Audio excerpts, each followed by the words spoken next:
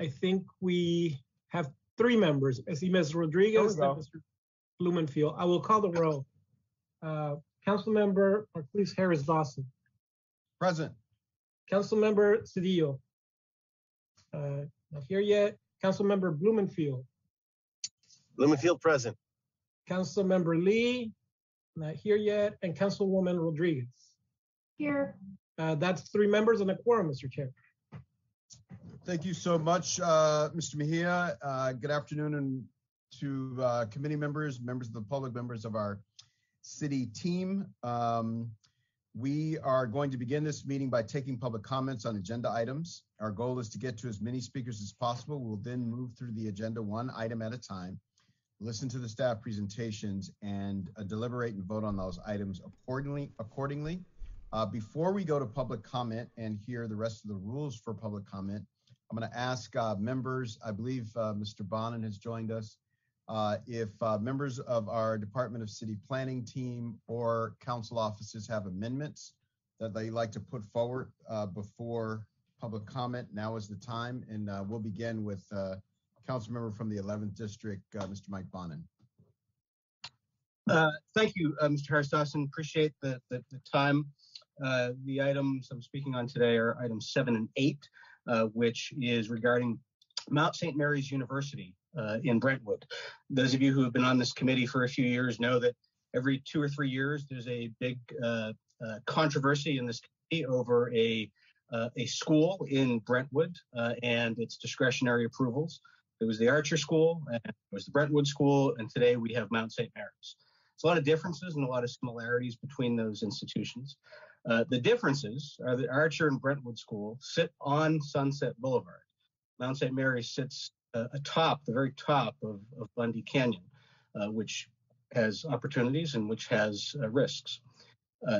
Mount St. Mary's is also a college as opposed to an elementary or high school as the other schools were.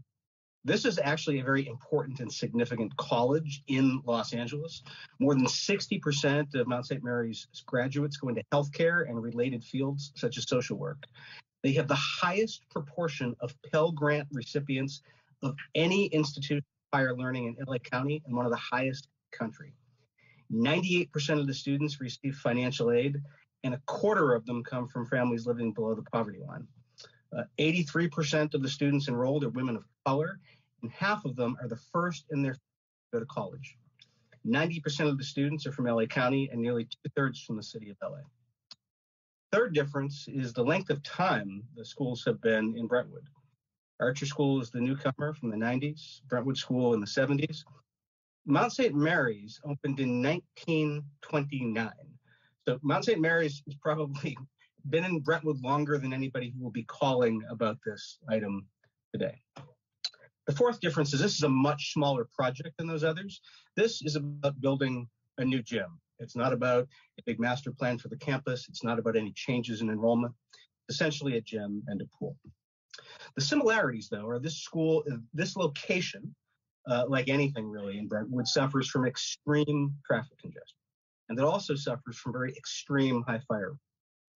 When I took office, I created something I call the Sunset Standard, which said that any institution that creates a lot of traffic in Brentwood, if they come to me for discretionary approval, they need to reduce their traffic impact, not mitigate new stuff they're creating, not keep it the same, reduce their traffic impact. I asked the Archer School to do that, and they did. They were the very first. I asked the Brentwood School to do that, and they did it, and they did it big. And then I asked Mount St. Mary's, and they did it, and they did it quickly. When they first came to me in 2016, they jumped at the opportunity to meet the Sunset Standard. And between 2016 and 2018, they reduced their traffic impact by a whopping 21%. I've asked them to do even more, and they've agreed. They're not only going to maintain those dramatic reductions from 2016 to 2018, but they're also going to reduce those crucial peak hour trips by an additional 3%. So for peak hour trips overall, when traffic is really at its worst, that will be a reduction of 27% from 2016. It's huge. I created the Sunset Standard. I'm telling you, this school is meeting it with the additional conditions I'm asking for today. In terms of fire, There's a lot of folks here who have said the school shouldn't exist, or the school shouldn't shut down, or should shut down, or the school should have a lot of different fire procedures put in place. I listened to the advice of the fire professionals, and we have some of the best in the Los Angeles Fire Department. They not only approved, but they strongly recommend for this campus a shelter-in-place plan, much like is used at Pepperdine University and much like has been in place here for a number of years. The fire department said that with the building materials and the design of this school, coupled with the large space for the shell on campus, sheltering in place is their strongly preferred approach. They've put in place with the school a wildfire emergency plan, which has campus security 24/7, demands campus response, trained residential life staff there 24/7 whenever the halls are occupied, emergency preparedness, all sorts of communication. So at my urging, Mount St. Mary's has agreed to review their wildfire emergency response plan with LAFD annually as one of the conditions that I'm asking for today. So in short, this project, though many have urged that it not be approved, will be better for the students of that school, who certainly deserve a new gym and a pool, and will be, through significant traffic reductions for the next 5 years, going to be less impactful for the community. So I'm going to urge you today to reject the appeal and to approve the project with two conditions regarding the traffic impacts and the fire safety conditions. And I believe the CLA will read the exact language into the record. I will. If the chairman of the committee agree, I can do so now. Please do. Okay, as stated in Councilmember Bonin's April 5th, 2022 letter, which has already been uploaded into the council file for this item, these are the two recommendations as the councilman stated. One, the university has agreed to the following condition. Concurrent with the issuance of a certificate of occupancy for the Wellness Pavilion, MSMU, Mount St. Mary's University, shall limit average weekday daily campus vehicle trips, inclusive of trips generated by the Wellness Pavilion, to the 2018 trip counts taken by the campus, a 21% reduction below the 2016 baseline trip counts, which were, as noted, 2,291 trips reduced to 1,813 trips, and shall limit average weekday AM and PM peak hour trips to 3% below the 2018 trip counts taken for the campus, a 27% reduction below the 2016 baseline trip counts, 672 AM through PM peak hour trips reduced to a 490 AM through PM peak hour trips for 5 years. Overall trip reductions shall be confirmed through trip counts conducted for at least 2 weeks each year, 2 in the spring semester and 2 in the fall semester, to the satisfaction of the Transportation Department. I will read recommendation number 2. Mount St. Mary's University shall annually review its wildfire emergency response plan with the Los Angeles Fire Department for the concurrence and incorporate any new input from the fire department as appropriate. MSMU, St. Mary's University, shall provide an after action report to the fire department and Council District 11 following any wildfire event impacting the campus. This concludes the 2 recommendations. Thank you. So I'll second that amendment. So that'll be before us. Ms. Corsani? I was just clarifying that this is just the amendments being read, and then the public will have the opportunity to comment later when the item is called. Thank you, Councilmember. That's correct. That's correct. I'm sorry, Ms. Corsani. So we're going to open up public comment on all items. I think this one included. Correct, right, Councilmember? The way you normally do it. This is just to introduce the amendments, and then just to remind the public that they can comment later. Thank you so much for that. And Department of City Planning, we have any other amendments or other members of the committee on items before us today, items 1 through 9? All right. Chair, I just want to make sure that you have me recorded as present. Duly Ready noted, and available. esteemed Mr. Cedillo, great senator, assemblyman, and member of this body is with us today. All right, with that, if we could read the instructions for public comment now, and then we'll hear from our city attorney, and then we'll hear from the public. Thank you, Mr. Chair. Members of the public who would like to offer public comment on the items listed on the agenda should call 1-669-254-5252 and use meeting ID number 161-644-6631 and then press pound. Press pound again when prompted for participant ID. Once admitted into the meeting, press *9 to request to speak. During public comment, city staff will call on members of the public by the last 4 digits of their phone number. By pressing *9, callers raise their virtual hand to request to speak. Once the caller hears the last 4 digits of their phone number, an automated Zoom voice will ask the caller to press *6 to unmute themselves when it is their turn to speak. Once the caller is ready to speak, they must state their name and the items they are calling to speak on. Failure to do so will result in the call being muted and subsequently disconnected. Appellants and/or their representatives and applicants and/or their representatives will be allowed to speak for a total of 3 minutes per side unless otherwise noted by the chair. Members of the public wishing to speak on one agenda item only shall have an opportunity to speak for 1 minute. Appellants and applicants will be given an opportunity to speak when their item is called. Each appellant and applicant has a total of 3 minutes to speak.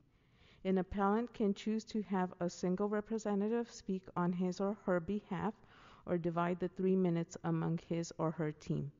Anyone else, including an attorney or project manager wishing to speak on an appellant's behalf who does not do so during this 3-minute period may offer a minute of public comment whenever the committee chairperson opens the public comment period for the meeting, which is usually at the beginning of the meeting.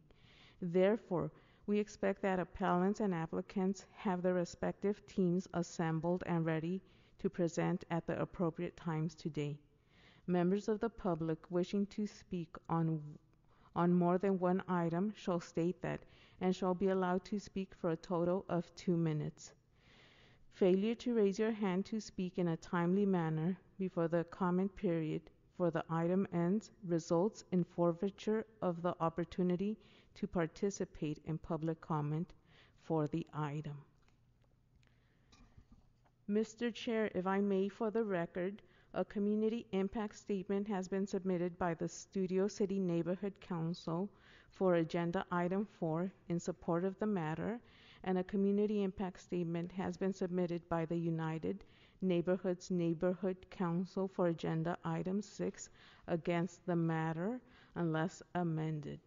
Madam City Attorney, please provide additional guidance on public comment. Adrian Coruscani, City Attorney's Office. When speaking on the agenda items, you must be on topic. Our goal is to get through as many speakers as we can. If you are not speaking on topic, or if we cannot tell whether you're speaking on an agenda item, you will receive one brief warning. If you do not immediately and clearly return to the topic, or if you continue to stray off topic and disrupt the meeting, you will forfeit the rest of your time and we will move on to the next speaker. You will be informed when your time is up.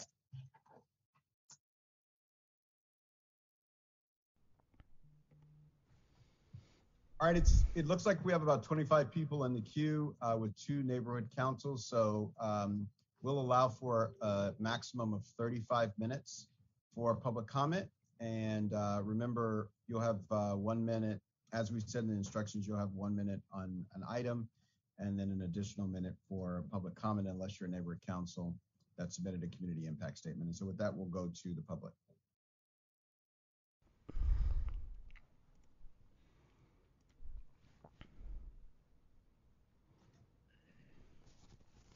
Caller with a number ending in 5818, please press *6 to unmute yourself. Hello, my name is Risa Almonte. I'm a student at the Mount, and I really hope that the Wellness Center project is approved. I'm a student, and I'm currently working at the fitness center. I can attest that we really need better facilities. The current facilities are completely inadequate, and our students deserve better facilities. It's simply too small currently. The Mount is nationally recognized, and we have a lot of really great programs, and we do a lot for our community. Our students deserve these facilities, and I really urge for your approval. Thank you so much for listening. Thank you, caller.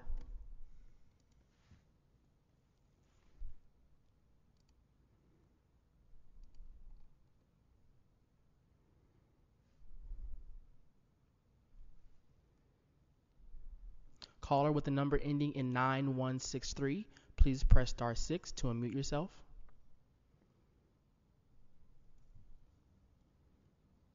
Hi, so we're going to be addressing the one concerning Habibi Cafe. So I think it's item 1. We requested a continuance, and we haven't heard any type of response for it. So the owner actually just came out of surgery.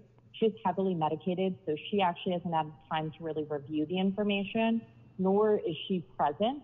And same thing with the operators for the organization. So we just want to know if we can have a continuance for that.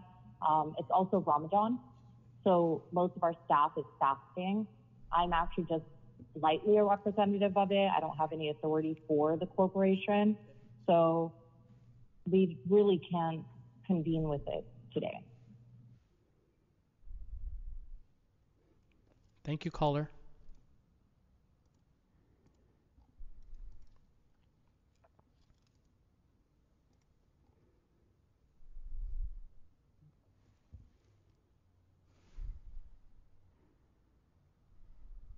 Caller with a number ending in 6496, please press *6 to unmute yourself. Hi, my name is Sean Crisp, and I'm here to discuss the Mount St. Mary's items. I'm representing the neighbors of Grace Lane, Richard and Monique Berry, Helga and Harash Sarkis, Peter and Sarah Mandel, and John Schur. As you know, Grace Lane is across the street from Mount St. Mary's. For the record, the Grace Lane neighborhood is also represented by Ronald Altman at Rains Feldman. Grace Lane's concerned with this project and its impact, and therefore entered into discussions with Mount St. Mary's. Of course, they are concerned about the traffic, especially during construction. However, the street's main concern has always been around safety and first responder access. The university dominates the street parking on Upper Norman and Shalom, both of which are quite narrow at points. It does not take much for a single car to be parked carelessly to block access to a large truck. The results of those discussions are the closed campus incorporated into the proposed Alternative 5. Grace Lane feels that Alternative 5 is a good balance of competing interests, and the closed campus will resolve the emergency responder. Thank you, Speaker. That's your time.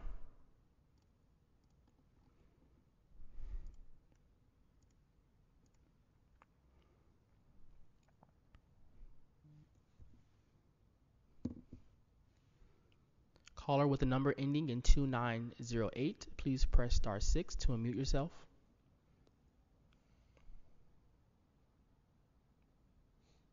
Hello, my name is Raymond Klein. I'm speaking about items 7 and 8. First, we have asked for a continuance because we have received partial or incomplete responses to our Public Records Act request. This is a quasi-judicial hearing, and we need time to review what we've received and be able to respond to it in order to have a fair hearing and due process. Further, last Wednesday, planning staff finally wrote City Council and admitted that the roads can't handle the safe evacuation of both students and residents, and said that if residents are told to evacuate, then Mount St. Mary occupants and guests will shelter in place. Common sense dictates that the panicked students will refuse to be sacrificial lambs and will run down the hills as they did in the Getty fire in 2019. The EIR is flawed because it didn't analyze this scenario, and the City Planning Commission erred and abused its discretion because its findings for the plan approval did not discuss or deal with this scenario. I leave it to the City Attorney to advise you what you must do under these circumstances. Thank you.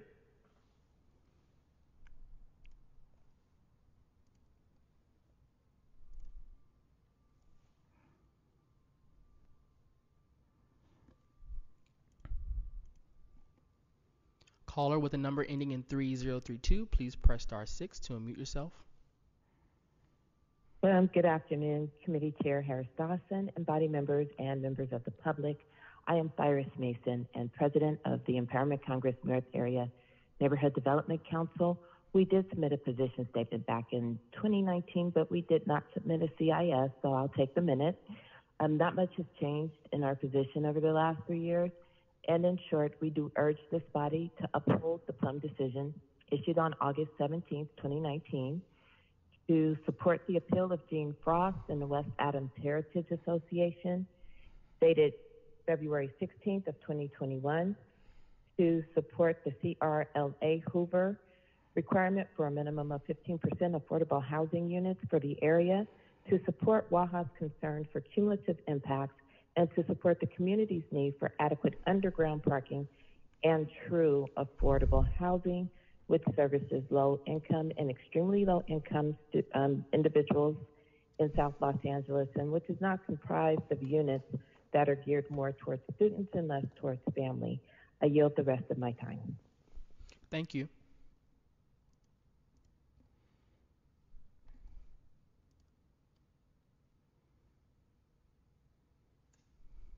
Hi, my name is Teresa Masonette, and I wish to speak on item number 6. I represent the West Adams Avenues on the United Neighborhoods Neighborhood Council, and the appellant, Donna Jones, is my constituent.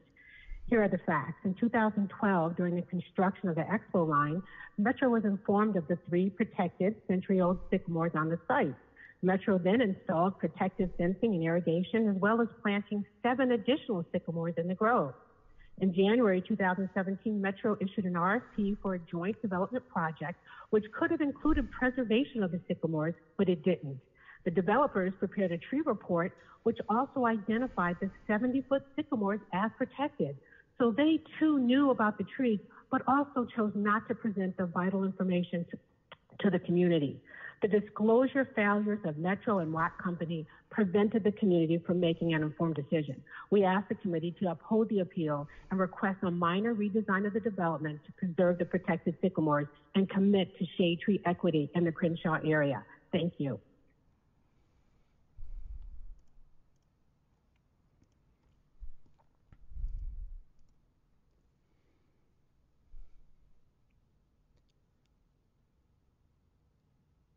Hi, my name is Brenda Ashby, and I live in Crenshaw Manor, and I oppose the appeal that has been presented by the West Adams group for that particular project. I was just a little bit concerned that we're surprised to learn about the appeal in a group that doesn't even live in the neighborhood that is appealing a project that Crenshaw Manor and North Lamerck are supporting.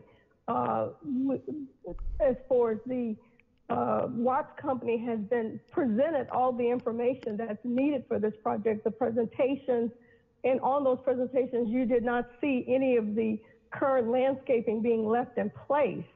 I'm not sure if they're fighting just for the protected trees or the affordable housing on the value of the property in the neighborhood. But it's disturbing to have a group that will not be affected by this project or anything to do with this project fighting to save trees. Thank you, caller. That's your time.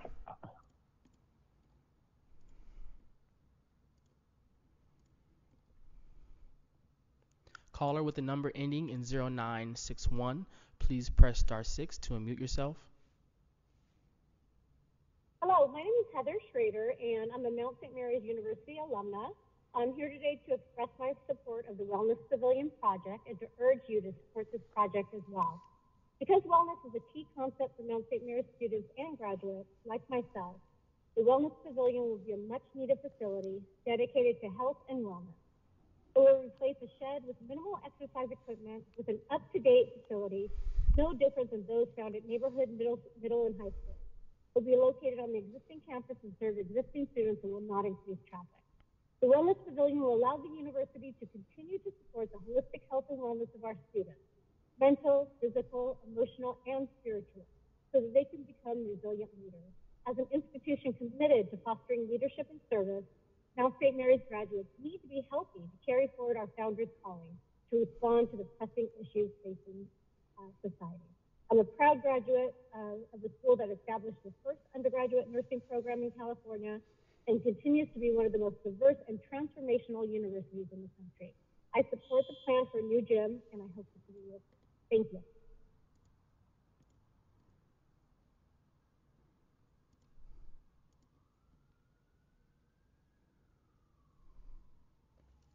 Hi, my name is Robin Gilliam, calling on item 6 and public comment. I am a resident of Leimert Park and chair of CFAC's Tree Equity Committee. I support the appeal regarding the Crenshaw Crossing project and ask that the committee issue a continuance for the appeals hearing in order to encourage reasonable collaboration between the project's developer and community advocates in reaching an agreement. As you may know, discussion between parties stalled during CD10 staff and leadership transitions. Community advocates hope to complete this forward progress by resuming conversations with the goal of developing an agreement on tree planting and maintenance plans. The tree equity gap in South LA is a reality, and frankly, this is how we are losing the battle. Exempting even our most protected natural resources from safekeeping in isolated development projects such as this contributes to the rapid reduction in our tree canopy coverage directly. This is a big problem. It's proven time and again that our agencies have little continuity and communication during tree analysis portions of project review processes. We deserve better. Lastly, like nearly all other community members in my neighborhood, I too support increased housing. I acknowledge, however, that suggesting our communities must choose between our needs for housing and a robust tree canopy falls within a long lineage of attempts to divide and distract communities of color from the basic resources and quality of life that are our rights. We deserve better. Thank you, and we appreciate your leadership and support. Thank you, caller.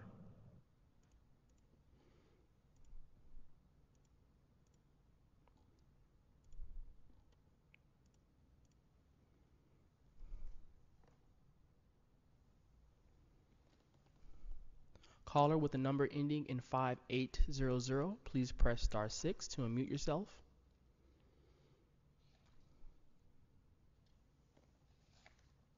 Planning and Land Use Committee. Hi, my name is Armin Ross, and I'm speaking on item 10. I'm president of the Crenshaw Chamber of Commerce, and we are in support of the Crenshaw Crossing project and ask that you deny the appeal in this case. This project has been around for about 4 or 5 years now. There have been numerous community charrettes discussing and evaluating the project, the design, all components of it, and never has there been any discussion for removal of trees. The tree removal that's in the plan is in accordance with the city's tree ordinance, and so I am strongly support the denial of the appeal. We're eager to get this project moving forward. It's going to provide much needed affordable housing, much needed retail, a new grocer in the community, something that has long been desired. Thank you. Thank you, caller.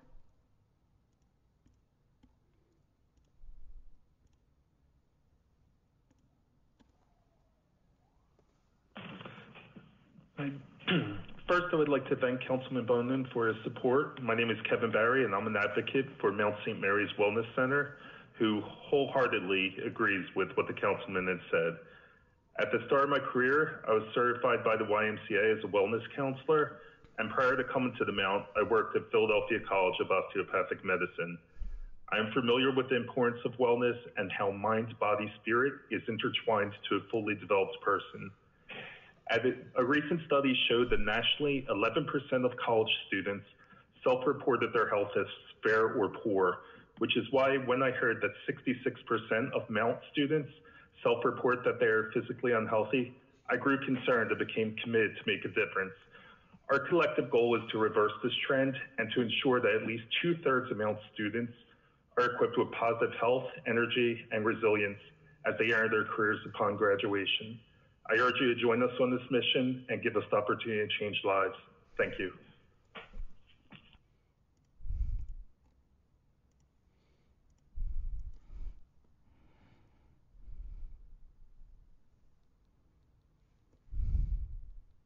What's up, what's up, what's up? Can you hear me clear? We can hear you, caller. I want to speak on all items and non-agenda public comment, please, you cunt attorney. Is that okay with you? You have 2 minutes. Thank you, sir. Well, with all these items aboard and due to the process, I can't believe we're using this racial profiling shit now at a time when Herb West and the nigga is back in the 10th district in Crenshaw, y'all. We gotta support. We'll ask the caller to end with the racial and misogynistic slurs. Listen here, nigga. You didn't give me a warning. Don't interrupt me in my non-agenda public comment, you dumb motherfucking child. Caller, you need to get back on comment and on topic and not be disruptive. So please continue and you can have your time. Thank you, mommy. Thank you. So you see, you all, we have to abort these projects and sustain the capitalism of our budget crisis to uphold the integrity of the canopies of the super trees that are growing in our hoods. We know what we do in our hoods. We canopy under them while we sleep and eat. Now to my non-agenda public comment. You know, I've been reading Huckleberry Finn, the writer Mark Twain, and I learned something about him. In page 112, somebody says, who stole it? And don't take offense to this, you dumb nigger, Dawson. It said nigger, like Council you. member, I don't think this caller is on topic for an item that's in this committee's jurisdiction. Thank you so much. Nigga. Next caller.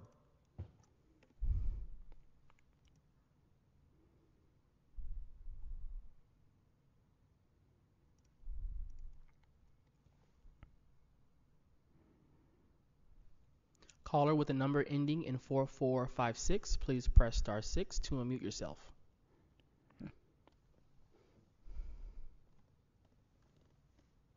Hello, this is Sandy Sanchez, and I'm calling regarding items 7 and 8 in respect to Mount St. Mary's University.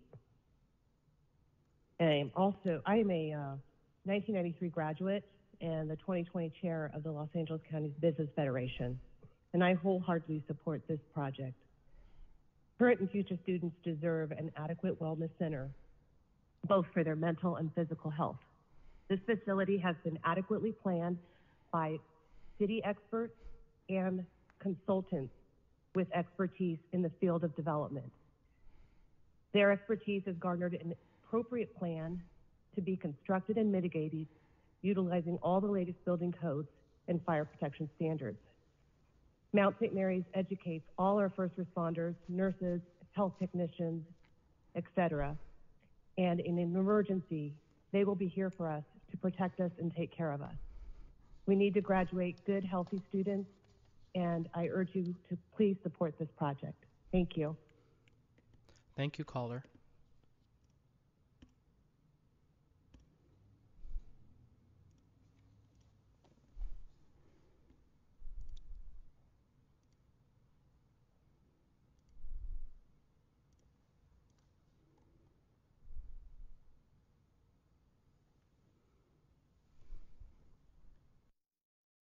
Hello? We can hear you, caller. Oh, good. Thank you. I'm Elizabeth Austin. I'm calling about item number 3. I'm asking that you recommend the amendments to the city code about tree lots in two-family and multiple dwelling residential zones. The current sales permit has allowed a tree lot in Los Feliz that expanded to a huge operation that operates like a lumberyard 6 weeks a year. And a lot of my neighbors submitted letters that describe the inconvenience, the stress, and even the danger that this lot causes to our usually very quiet and very narrow streets. The trucks block the road or they drive recklessly in their hurry, and the lot's right next to an elementary school and across the street from a high school. Sawing and hammering are constant. Their late night hours shatter the public peace, and many nights they're open till midnight. The lot operator claims he can do anything he wants because he owns the property. They violate the few protections the permit has. They're cited, they pay the fines, and they are allowed a permit every year. There are 6 residential zones. Thank you, caller. That That's are your time. exempted in the lot. Oh, just parity.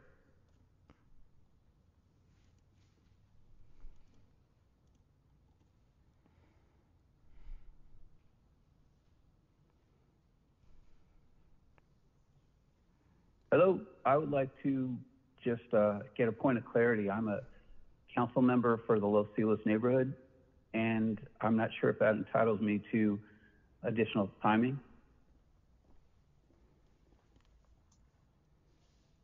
Adrian Corsani, City Attorney's Office. I'm sorry, did your association submit are you with the neighborhood council, and did you submit a statement? We did. I see it on file, and I also have confirmation in my email that it has been submitted by our president, John Deutsch. I'm sorry, which neighborhood council are you with? Los Feliz Neighborhood Council. I would defer to the clerk and the council member.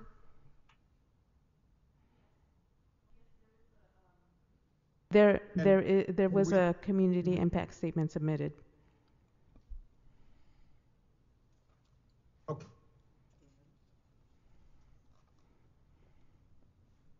So you have 4 minutes, caller. Thank you. I'd like to speak on item 3. My name is Charlie Collins. I represent District D in the Los Feliz Neighborhood Council. The last caller sort of identified the issue. It's broader, and we applaud the report that is requested in this motion. It seems that there is a lack of compliance with a certain operator in a residential zone. While we feel compassion for the operator and know him as a neighbor, the issue is that the street is very narrow. There's several violations over the last few years. Our committee, our plum committee was unanimous in a vote to approve the letter that you have before you, as well as our governing board, which can rarely be unanimous on anything, voted completely in favor of the motion with our CIS as well to support that. And what we're looking for is the report that shows why it's not a good idea to have these permits in residential zoning, whether it's 2, 3, or 4. As far as I can tell, there are only 3 of those permits issued every year. The one that is the problematic one, as far as we can tell, is in Los Feliz on a small street, and the noise and numerous violations, lack of compliance. It just demonstrates that there is really not an effort to comply, and also that the ordinances in place are not enough to deter violations.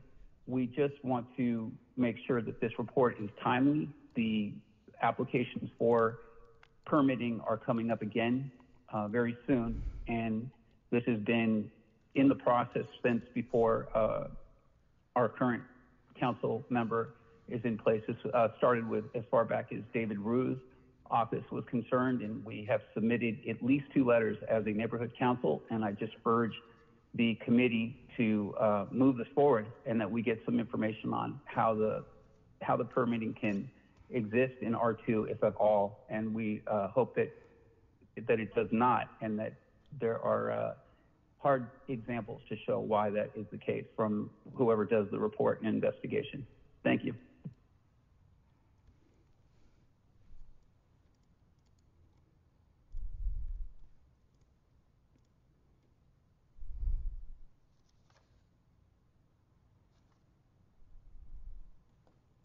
Caller with the number ending in 3232, please press star 6 to unmute yourself.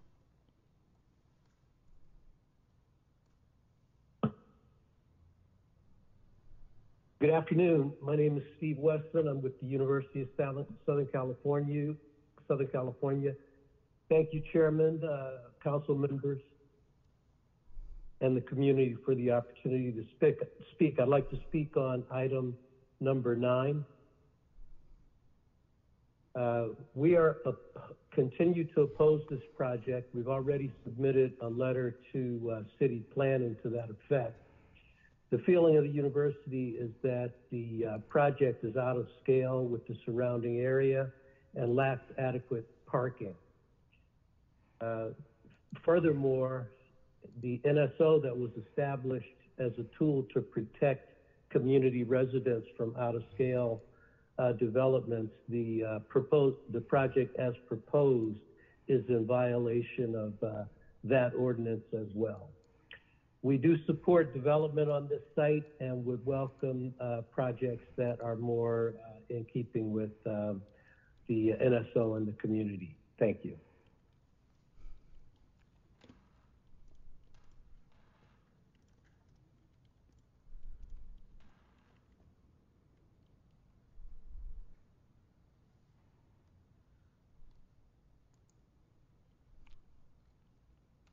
Hello, this is Debbie Reed. Good afternoon. I want to begin by thanking our Councilman Bonham for his kind and good comments. I'm Debbie Reed. I'm the chair of Mount St. Mary's Board of Trustees. The Mount educates the young women in the city of LA. Our students live in the city and after graduation continue their professional and personal lives here. I'm here to support the Mount's proposed wellness center, which will replace an inadequate and small one-room facility. The new building will provide our students with the resources they need to succeed academically and professionally. I hope you will help us serve our students through better facilities, greater wellness opportunities by approving this project. Thank you.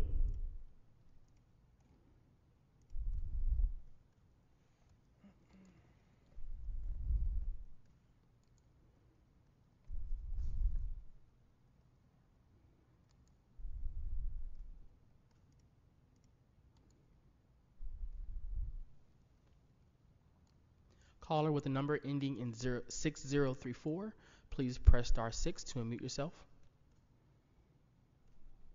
Can you hear me? Yes, we can hear you, caller. Thank you. Good evening, Mr. Chair and members. I wish to comment on item number 7.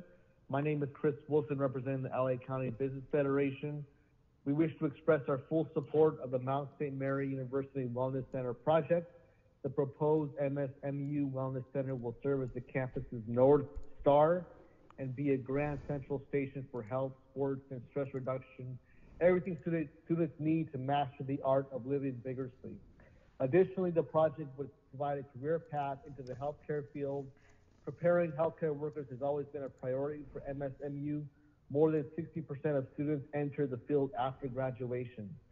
Students who graduate from MSMU programs work in nearly every hospital and healthcare system in LA. Some gain experience before they've even left school. During the height of the COVID-19 pandemic, as you know, MSU students worked on the front lines in short-staffed medical centers, assisting nurses with hospitalized COVID-19 patients. For these reasons and more, we respectfully request your support of the MSMU Wellness Center at the Shalom campus. Thank you, caller. Brentwood. That's your time. Thank you, members.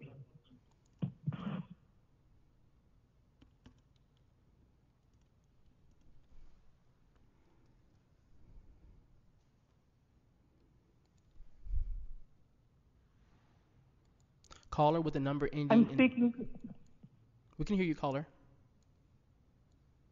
I'm speaking to item number 7. I'm Sister Sandra Williams, a member of the Sisters of St. Joseph of Carondelet, who are the founders of Mount St. Mary's University nearly 100 years ago. Since our beginnings in France, the Sisters of St. Joseph have dedicated our lives to promoting the development of all of which the human person is capable. This is the vision of Mount St. Mary's University as well. The Wellness Pavilion is an excellent example of that vision and will offer many amazing opportunities to achieve holistic wellness and maximize the potential of body, mind, and spirit. I urge you to approve this facility, and I thank you for your time today. Thank you, caller.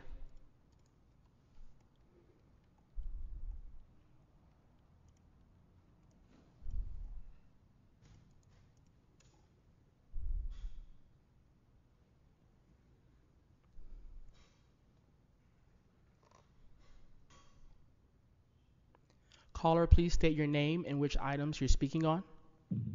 Yes, my name is Laura Myers, and I'm speaking here today on item 6 as the president of United Neighborhoods Neighborhood Council, and we did file a community impact statement. And it's a little complicated because I'm also here individually to speak on item 9. So I'm just curious how I go about that. Yes, you have 4 minutes. Okay, total. So let me start just briefly with item 9. And again, my name is Laura Myers. I served on the community advisory project area advisory committee for the redevelopment agency for the what's now called University Expo Park redevelopment plan. So very familiar with the plan. The decision maker, which used to be the agency board and is now the City of Los Angeles, may, but is not required to, may approve a density bonus, but only if the decision maker also makes findings. This means it's discretionary. It's a discretionary action. The project applicant argues that it's ministerial. That is not the case. I would request that you please uphold your August decision, and that was to support or uphold the appeal on that project. So turning to item 6, the Crenshaw Crossing project. And again, I'm speaking on behalf of the United Neighborhoods of the historic Arlington Heights, West Adams, and Jefferson Park communities. We support and appreciate the applicant's effort to make this project 100% affordable, with apartments available in a range from low income to workforce/moderate income. However, today we are here to support the appeal. We are dismayed at the proposed removal of a heritage protected grove of sycamore trees dating from World War II or earlier, at least 75 years old. As Armin Roth already mentioned today, there were numerous meetings over the years and that the trees were not discussed. I'm not sure why he thought that was a positive thing to say. He was one of the people conducting the outreach meetings, and the trees were not discussed, and that's the problem. The community did not learn about the trees until last November. And I want to digress a second. The planning department itself has won in the past a major award for its collaboration with community members. We're no longer experiencing that. So in this case, we participated in years of public meetings and focus groups, first with Metro, then later with the current applicant, Watts Industries, never having been told about the Sycamore Grove. When we went to the public hearing in July, conducted by the planning department, the presentations there and the summary never mentioned the sycamore trees. So we learned about it accidentally. An offhand remark made at one of the United Neighborhood Council's meetings on this topic. And at that point, we said, wait a minute, what trees are you talking about? However, when we finally get to the Planning Commission hearing in this matter, Planning Department staff berated community members for not having brought this up earlier. The city can and do better than this, both in terms of transparency and also in its basic respect for residents. So beyond that, we feel that the Planning Department and the applicant chose the wrong kind of CEQA clearance. They're using an SCEA, Sustainable Communities Environmental Assessment. That's supposed to be limited to projects that have no impact at all, that cannot be mitigated. In this case, it is not possible to replace large, mature trees. Young, small trees, no matter how many the number of them, will not provide the tree canopy benefit for many decades to come. If they had used a regular EIR process, then Thank you, they Ms. would have been Myers. That afforded the concludes your time. opportunity. Okay, thank you very much. Thank you. And for the record, that concludes the allotted time for public comment, Mr. Chair. Thank you so much, and thank you to everybody that's called in. Now, members and Mr. Mejia will get rolling. We have our first item number 1. There's a request to continue to a date to be determined. Mr. Mejia, if you could read that into the record and we'll move ahead. Yes, item 1, Mr. Chair and committee members, this is a categorical exception from CEQA, contains an appeal by Jan Fathi. They're appealing the zoning administrator's imposition of corrective conditions relative to the approval of the Hobby Cafe and to mitigate adverse public nuisance impacts. And as you noted, the recommendation is to continue to a date to be determined. I can call the roll, Mr. Chair. Yes. Councilmember Harris Dawson. Yes. Councilmember Cedillo. Councilmember, Yes. Thank you. Councilmember Blumenfield. Blumenfield, aye. Councilmember Lee is absent, and Councilwoman Rodriguez. Aye. That's 4 members, and it carries, Mr. Chair.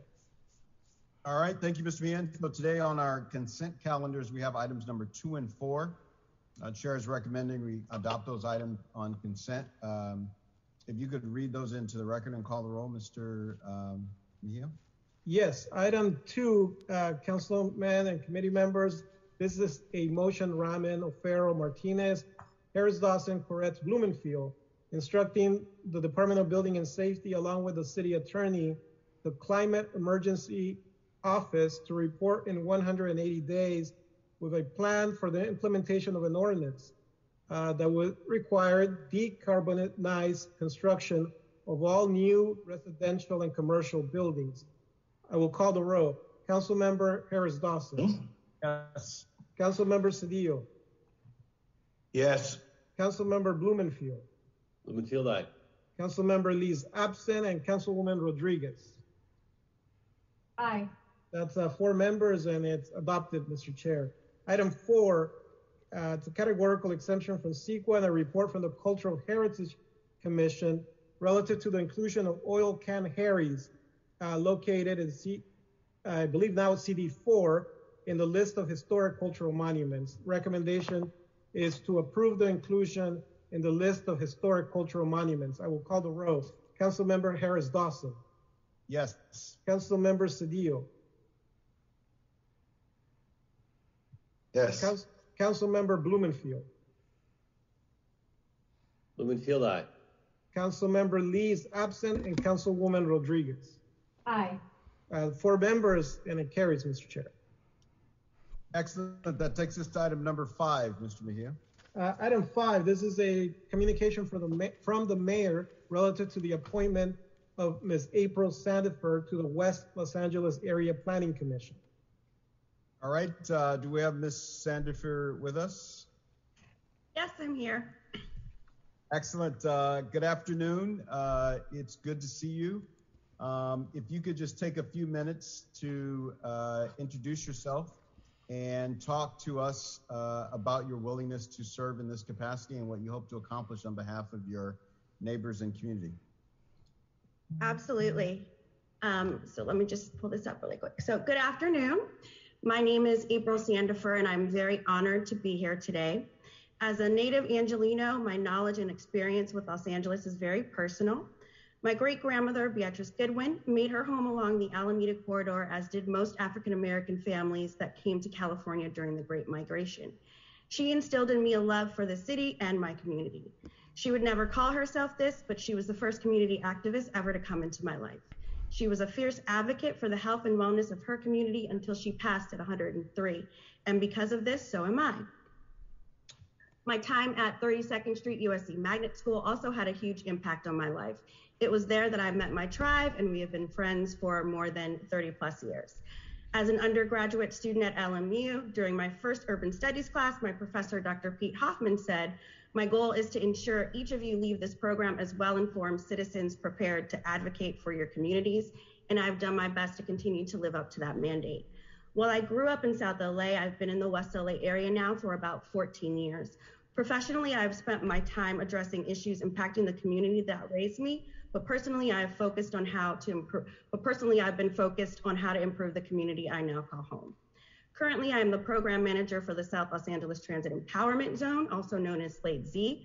We facilitate and manage the efforts of the South Los Angeles Promise Zone, which is one of 22 Promise Zones in selected urban, rural, and tribal communities throughout the nation. Each Promise Zone is a place-based and collective impact effort that serves as a space for innovation and collaboration. Prior to joining Slate Z, I worked with leaders in the land use and real estate profession as manager of the Urban Land Institute Los Angeles, whose mission is to shape the future of the built environment for transformative impact in communities worldwide.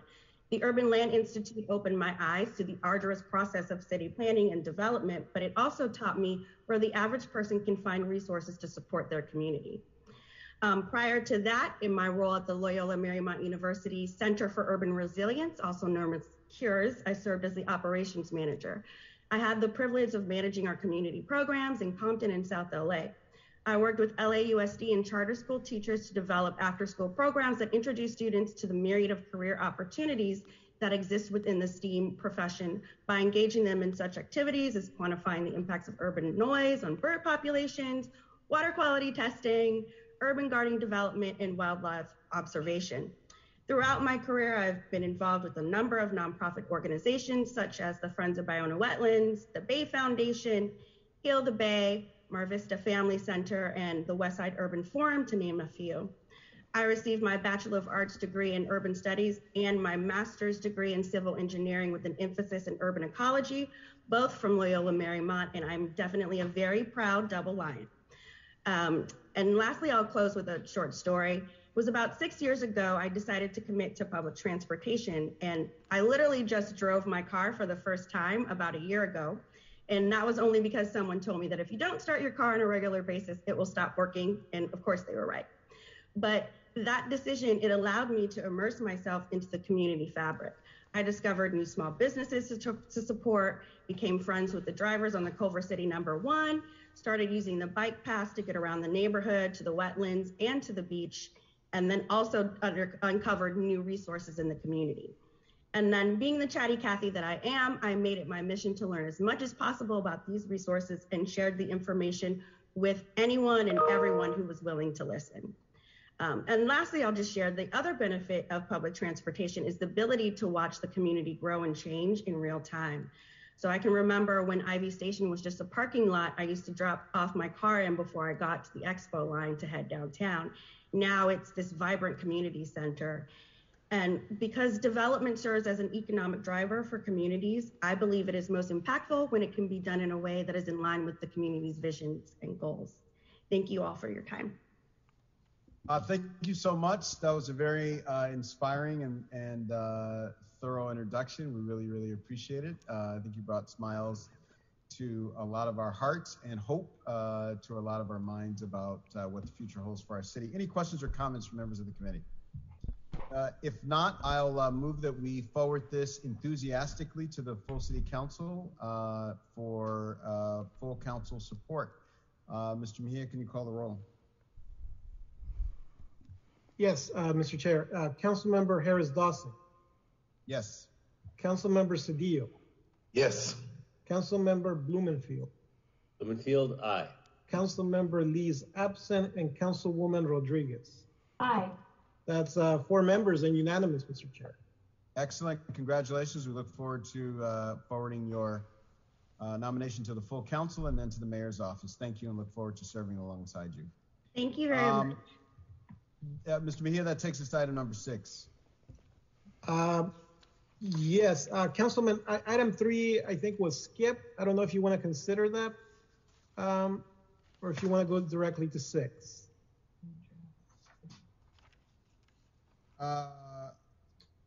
Yeah, we can go to item number 3. That works. Yes, Mr. Chair. Item 3 is a motion Ramen Corretz. It's instructing planning, building and safety, along with the city attorney to report in 60 days with recommendations to amend the municipal code, which would disallow the sale of Christmas trees in 2-dwelling and multiple dwelling residential zones. There are additional recommendations, Mr. Chair. I can read them at your pleasure. Now is a good time. Okay, I will read them. In addition, to instruct the planning department, the Department of Building and Safety, in consultation with the city attorney, to include in the report a list of other holiday-related sales permits in residential areas and recommendations on how to mitigate traffic-related issues associated with these permits and options to amend the municipal code to decrease the impact of quality of life in residential neighborhoods and to consider any constitutional issues. I will call the roll, Mr. Chair.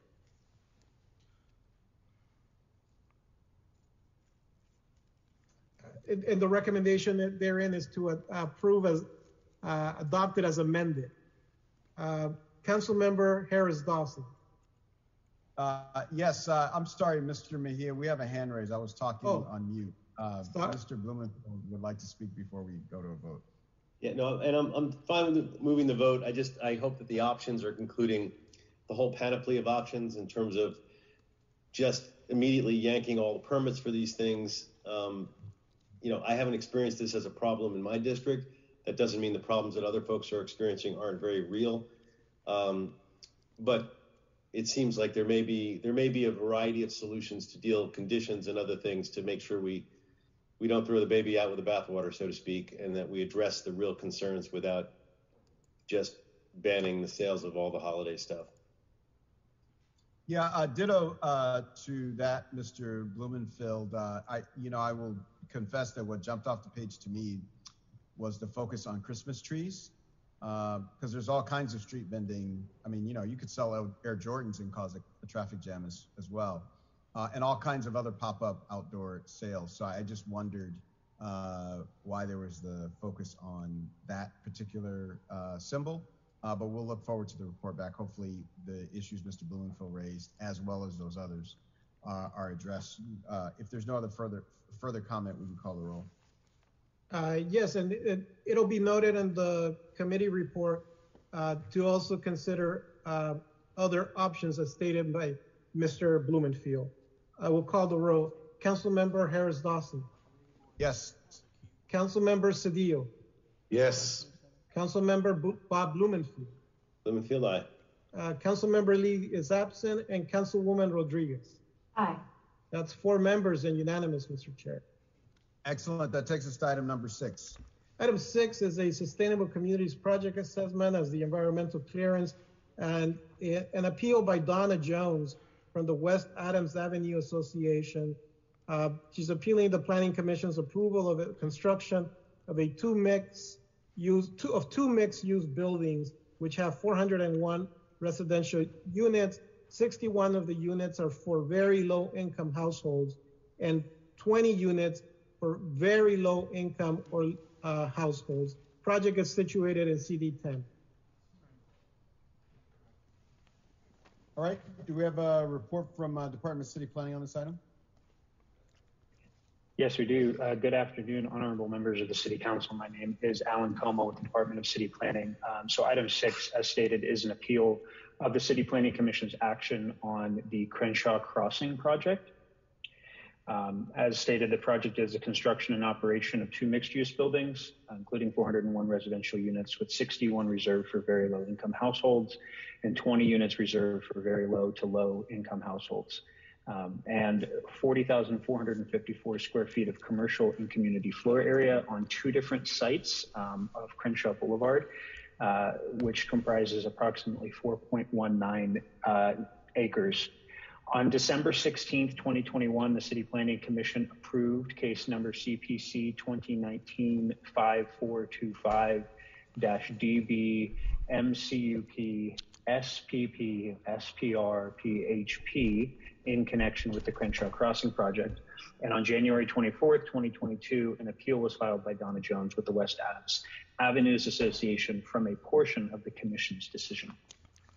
The appellant raised issues regarding inconsistency with general plan elements, removal of mature trees and lack of disclosure, and insufficient conditions and mitigations regarding new tree planting and tree removal impacts. All of the appeal points have been fully responded to in detail in the planning staff letter, which is part of the council file. The record contains substantial evidence to demonstrate that the conditions of approval and regulatory measures would adequately address the removal of protected trees on site, and that the project's approval is supported by findings demonstrating project consistency with the general plan. The project will include 157 trees on site, of which 111 trees will be new to the site, including the replacement of the 3 protected trees with a minimum of 12 protected trees, which include sycamore and coastal oak, per the landscape plan approved as part of Exhibit A of the CPC entitlement case, as well as the SKIA documentation. The letter of determination includes conditions related to tree planting that are meant to ensure viability, including conditioning the minimum depth of tree wells and the minimum amount of soil volume for tree wells based on the size of the tree at maturity. Upon careful consideration of the appeal points, the appellant has failed to adequately disclose how the city erred or abused its discretion. Staff recommends denial of the appeal and approval of the project, and I am available for further questions. Thank you. All right, thank you for that report. Now we have, we have 4 appellants or 5 appellants? 5 appellants. We're going to take items. No, Councilman, this item has 1 appellant. The one that has 5 appellants. Yes. It's the next one. Got it. Okay. Yes. I'm on the wrong page. I'm on the wrong page of my agenda. All right. So,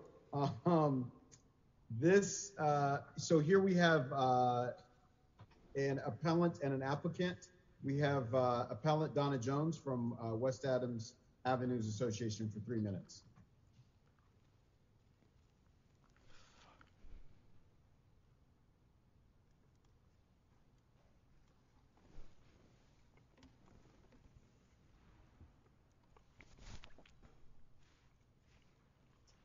Do we have Ms. Jones on the line? Yes. Ms. Jones, please press *6 to unmute yourself.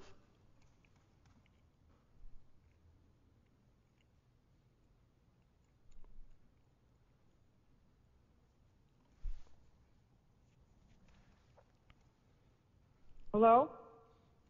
Yes, okay. We can hear you. Hello, my name is Donna Jones. Thank you for listening to our appeal this afternoon. Our neighborhood Quality of Life Committee decided to do this appeal regarding the aspect of equity in the community. We're concerned about the fact that the trees were not mentioned initially in the development, in the many opportunities they had throughout the community discussing this project. We have nothing against the low-income housing, the project otherwise, but we feel that was ignored, passed over, and not giving us an opportunity to respond to it. The idea of the old grove trees being ignored was abhorrent to us. Our concern is that we do have equity and our quality of life issues for our community. The trees are important, but the most important part is that we have to take out time to force attention to something that is just a matter of the cost of doing business in any other neighborhood. They weren't overlooked, they were ignored because the people who are planning the development here think it doesn't matter to our community, and that's just not true. People who live in our area are the importance of the environment, tree canopy, and its relation to our daily lives is important. We're expected to overlook something that is never overlooked in many other communities. So it's important. What we do want is an opportunity to have a community where trees are maintained, looked after, considered, and not a place where they go to die. Thank you.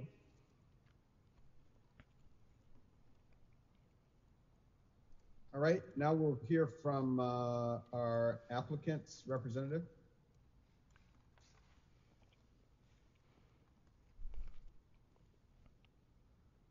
Good afternoon. Can you hear me? Yes. Thank you. Good afternoon, Mr. Chair, honorable members of the Plum Committee. My name is Edgar Kaladian. I am a partner at the Mayer Brown Law Firm, and I'm here today on behalf of the applicant, the Watt Companies, to address the appeal. In addition to my brief comments, I want to incorporate my letter to this committee dated March 31st, 2022 into the administrative record. We are very excited about this project because it is a true joint development collaboration, not only between public and private entities, but also a significant community collaboration. Furthermore, and as conditioned through a voluntary condition of approval, we anticipate that this project will be a 100% covenanted affordable project. Also, the project will pay prevailing wage, all of this without displacing a single residential or commercial use. In October of 2021, the council approved the project's environmental analysis, a SKIA. The appellants did not appear at the hearing, did not submit any comments, and did not appeal the approval. In December of 2021, the City Planning Commission conducted a public hearing, and in reliance on the proposed SKIA, approved the entitlement. Again, the appellants did not appear at the hearing and did not submit any comments. Furthermore, not a single public comment was made about the removal of the 3 sycamore trees. In January of 2022, the appellants filed their appeal, which, as the planning department report confirms, is without merit. The appeal really addresses one issue, the removal of 3 sycamore trees, which we will be mitigating by planting 12 new protected trees. While the appellants refer to the 3 trees as a grove, it is far from a grove. A grove suggests a large number of trees. Here, we are simply talking about 3 trees. Furthermore, currently there are 46 trees that are located on site and in the public right-of-way. Upon completion of the project, in addition to the over 400 residential units near transit, there will be 157 trees on site and in the public right-of-way, a net gain of 111 trees. I don't know about you, but I think that's a net gain. Appellants further contend that the city failed to properly disclose that the project will remove the 3 trees. However, the appellants also admit that the SKIA does actually provide information on the removal of the trees, but they nevertheless assert that they should not be required to read the SKIA or the tree report to determine the fate of the trees. Frankly, I don't even know how to respond to this, other than to say the refusal to read the document one is appealing is not substantial evidence of new information justifying the appeal. Finally, we, in concert with our partners, have conducted significant community outreach, which is why not a single individual or organization that resides near the project site spoke in opposition to the project during the CPC hearing. We have presented on multiple occasions to the United Neighborhood Council, the Empowerment Congress, West Neighborhood Council, the West Adams Neighborhood Council, Limmer Park Village, the Crenshaw Manor Book Club, the Baldwin Hills Estates HOA, and I could literally go on for another hour with organizations and individuals we have met with. In my many years of doing what I do, I cannot think of another project that has done more real community outreach. In closing, based on the whole administrative record, we respectfully request that the Plum Committee deny the appeal and allow the project to move forward. Thank you much. Thank you so much. Do you have any questions or comments from members of the committee on this item? Mr. Blumenfield? You're on mute, sir. This sounds like a great project. I'm for this project from everything I'm hearing. I did want to ask one question. You know, when folks were calling in about the protected trees, because this has come up in my district as well, and I want to understand what is what is the obligation to call out to the community when there are protected trees? When do we need to notify people? Was that done properly in this process? How do we, you know, what is the standard for that moving forward, generally? Councilmember, this is Alan Como with the Planning Department. I can attempt to answer your question. I would like to point out that for this project specifically, the protected trees are on site. Normally, I would say on private property, the property is where they are located is owned by Metro, but for all intents and purposes, that's not city property. When there are protected trees in the city right-of-way, those are usually when those are being removed as part of a project, you know, that will be discussed as part of, you know, what is going on with the tree removal, because with any track map which this project had, there are always comments and conditions that come in from Urban Forestry Department regarding replacement of trees and maintenance and things like that. These trees are on the site. They are not in the public right of way. So some of the code requirements for tree maintenance and things like that, for those trees would be for the public realm.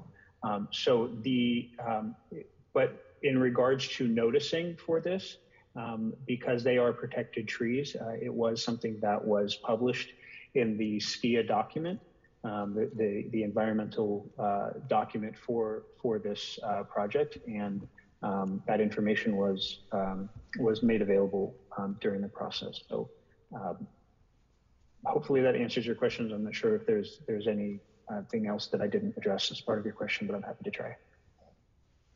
I think that answered. And the SKIA, those documents were available when? So the SKIA document, let me pull up. I do have a date. I believe, I don't want to get this wrong, but I want to say that it was in June. Let me look at my notes here as far as when that was published.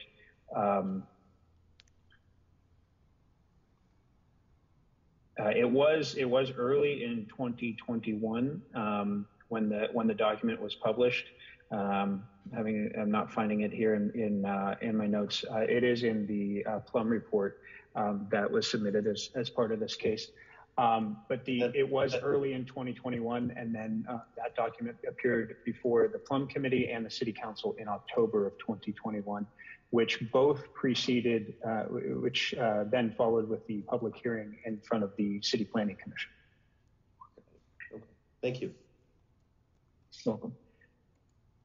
Thank you, Mr. Blumenfield. I just want to go on record as well. I don't so much have a question as a comment, because we examined this in much the vein that Mr. Blumenfield put forward, and it seems like our processes were followed both in the spirit and the letter of the processes. I would just note for the record that two things. One, an often overlooked way in which there is inequity in this city is tree canopy. So literally driving down, just on Crenshaw Boulevard where this project is, or if I move over to La Brea or Western, the city looks vastly different based on income. If you just look at the trees, the age of the trees, the health of the trees.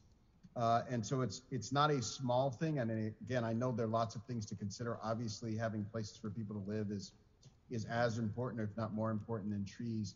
But I think oftentimes tree canopy is one of the overlooked categories. The other thing I would say is I just think we all need to be very careful. And I want to acknowledge Ms. Jones's appeal, even though I won't support it. When we take away an 80-year-old tree, there's no replacement for that. There just isn't. So, in my district, during the time I've been there, we've planted almost 1,000 trees. Our neighborhood looks not even close to the neighborhood just north of us, where they have old growth. We just don't have old growth. So we can't recreate a 50-year-old tree, a 100-year-old tree, a 150-year-old tree. And so I just think we ought to be very reverent and deferential when we do that, because the people in that neighborhood that grew up with a 50-year-old tree in the neighborhood, they're leaving a neighborhood that's not going to have that. And there's nothing they can do. And we won't see a 50-year-old tree. If these trees we're planting now make it, we won't see that until we're all gone and off the scene. So I just wanted to note that for the record, and then ask if we have any comments from Council District 10 on this item. Good afternoon, Plum Committee and staff. Thank you for your time. Thank you to the Planning Department for your work on this. Our office is not supportive of this appeal. We do believe that the project is consistent with providing the goals of providing ample green and open space and a robust canopy. It's to be noted that there are 157 new trees that have already been stated, and we also believe that the 12 new protected trees that will be planted will be well cared for, given that these will be on private property and that it will be in the interest of the developer to maintain them. So With that being said, we ask that you deny the appeal and maintain the director's determination. I'm sorry, the CPC determination. Thank you so much. And so if there are no further comments from members of the committee, I'll move that we deny the appeal with specific instructions. If there's a second to that, we'll ask Mr. Mejia to read the formal recommendations into the record. Yes, Mr. Chair, committee members, recommendation being to deny the appeal filed by Donna Jones of the West Adams Avenue Association, and to thereby sustain the Planning Commission's approval of the land use entitlements, therein the project permit compliance review and the site plan review for the construction of 2 mixed-use buildings up to 401 units with 61 units for very low-income households and 20 units for very low to low-income households for the property situated in CD 10 and as recommended by the Planning Department and by CD 10 at today's meeting. I will call the roll. Council Member Marquise Harris Dawson. Yes. Council Member Cedillo. Yes. Council Member Blumenfield. Field aye. Council Member Lee's absent, and Councilwoman Rodriguez. Aye. That's 4 members and unanimous, Mr. Chair.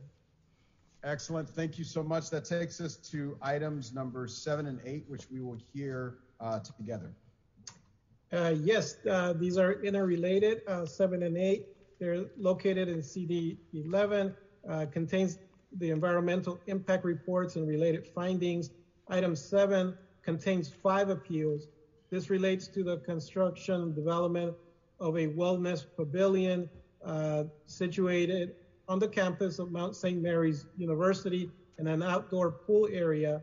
And item number 8, this has 2 appeals, and they're appealing the action of the zoning administrator relative to grading and the number and height of retaining walls at the same property at Mount St. Mary's University. Thank you so much. So this is the one where we have 5 appellants, and we're going to give them 5 minutes each because they're 2 items, but before we do that, we'll hear from Department of City Planning. Good afternoon, council members. Kathleen King with City Planning. On December 2nd, 2021, the City Planning Commission certified the Mount St. Mary's University Chalone Campus Wellness Pavilion Project Environmental Impact Report and approved a plan approval to allow for the development of Alternative 5 in conjunction with the continued use of a private school in the RE 40-1-H zone, as well as approved a determination to permit a building height of 42 feet for the Wellness Pavilion in lieu of the maximum height of 30 feet, which involves the development of a 35,500 square foot 2-story wellness pavilion, a new outdoor pool area, roadway improvements, new landscaped areas, and several surface parking lots totaling 186 vehicle parking spaces on a 3.8 acre portion of the 45 acre Mount St. Mary's Chalone campus. In addition to approving the plan approval and height determination, the Planning Commission also approved a zoning administrator determination to permit a total of 9,343 cubic yards of grading and to permit 12 retaining walls per lot in lieu of the maximum limit of 1 retaining wall per lot, as well as to permit the height of the retaining walls ranging in height from 2 feet to a maximum of up to 17 feet in connection with the Mount St. Mary's Wellness Pavilion project. This decision was subsequently appealed by several appellants. 5 appellants appealed the plan approval and height determination, and 2 of those 5 appellants also appealed the zoning administrator's determination regarding permission to exceed the by right grading amount and the permitted number and height of retaining walls. The primary opposition to the Wellness Pavilion includes concerns over the Mount St. Mary's operating outside of their conditional use permit and exceeding their permitted student enrollment, as well as the commercialization of the campus for the introduction of new events, which will result in an increase in vehicle traffic. Fire safety and the inability to safely evacuate the campus has also been raised, as well as that the Wellness Pavilion will be more suitable for the Doheny campus. And finally, that the EIR is misleading and relies on unsupported information and should be recirculated. Lastly, that the proposed traffic measures are not enforceable. It should be noted that a majority of the appeal points repeat assertions that were raised during the environmental review and the public hearing process and have been responded to in the EIR and or the CPC staff report, and as well as in the letters to Plum in the council file. So staff recommends the denial of the appeals and is available for any questions. Thank you. All right, thank you so much. With that, we'll go to our appellants. Again, we have 5 appellants. We're going to give them 4 minutes each. I think 3 of the appellants have appealed on 2 items and the others have appealed on 1, but we're going to give everybody 4 minutes to give their comments on both 7 and 8. Again, 5 appellants, 4 minutes each, and we'll begin. Our first appellant is a representative of the Brentwood Homeowners Association.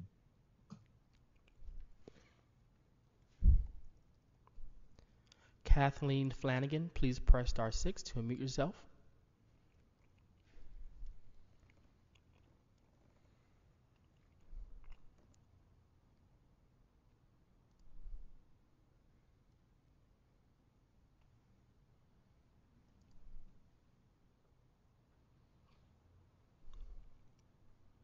Kathleen Flanagan, please press *6 to unmute yourself.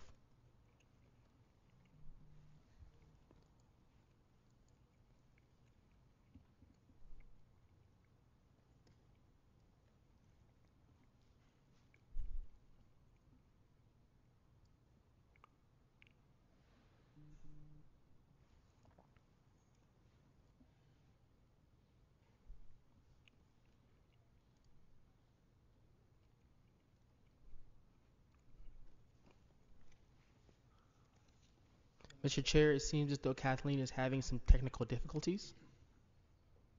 All right, we can go to our second appellant, representative of the Brentwood Residents Coalition. Brentwood Alliance of Canyons and Hillsides and Residential Neighbors of Mount St. Mary's University.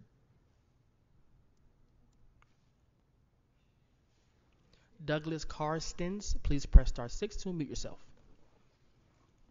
Thank you. Can you hear me? Yes, we can hear you.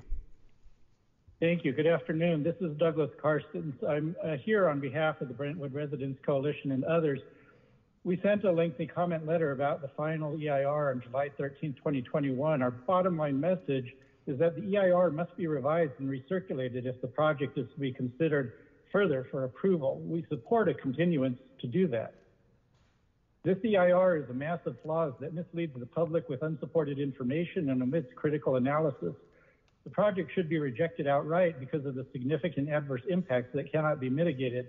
It will have significant impacts from noise and construction and operational traffic as it creates commercial event centers serving a region-wide audience, not limited to the Mount St. Mary's students. All of this in a very high fire hazard severity zone that has burned before and is very likely to burn again. While the project seeks to especially serve the students of Mount St. Mary's and visitors to campus, it is specifically putting them at dire risk, which they are not even made aware of. This approval would be inconsistent with the recently approved safety element, which limits intensification of uses in high fire hazard areas. Student enrollment was officially approved and limited to 750 students in 1984, but the EIR assumes 2,200 and then builds its analysis on this false assumption of an inflated allowable enrollment. The original approval of a small women's nursing college prohibited outside events, but this approval would ratify illegal activity of holding such events and allow even more on top of that. The city must disapprove the proposed project because it would intensify uses in a very high fire hazard zone. The applicant has a long-running history of not complying with permit conditions and has failed to successfully implement fire-related plans. With regard to fire safety issues, based on response distance from existing fire stations and other criteria, fire protection would be inadequate. The EIR depends on a shelter-in-place strategy for the campus as a whole.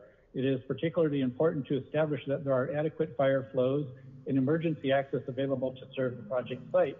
In the absence of adequate flows and access, a shelter-in-place strategy is just a flee-at-the-last-moment strategy, which has been carried out by Mount St. Mary's students during the Getty fire. There is no evacuation plan.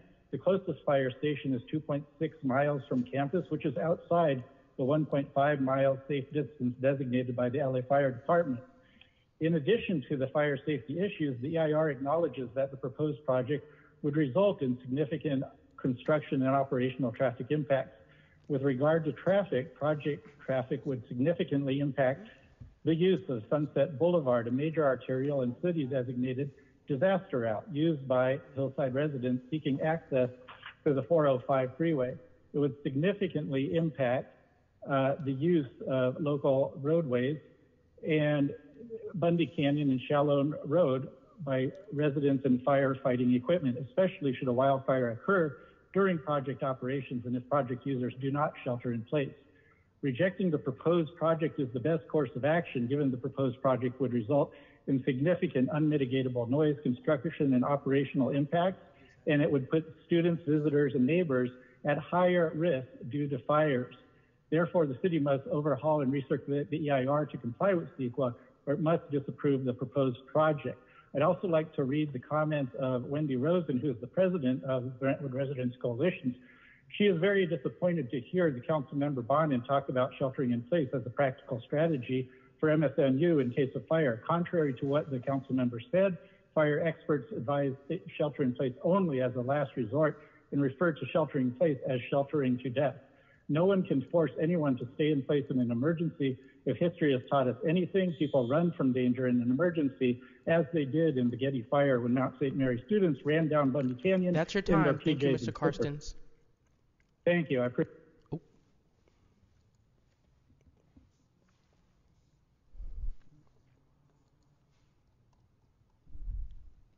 Okay, we got appellant number 3. This is a representative from the Bundy Canyon Association.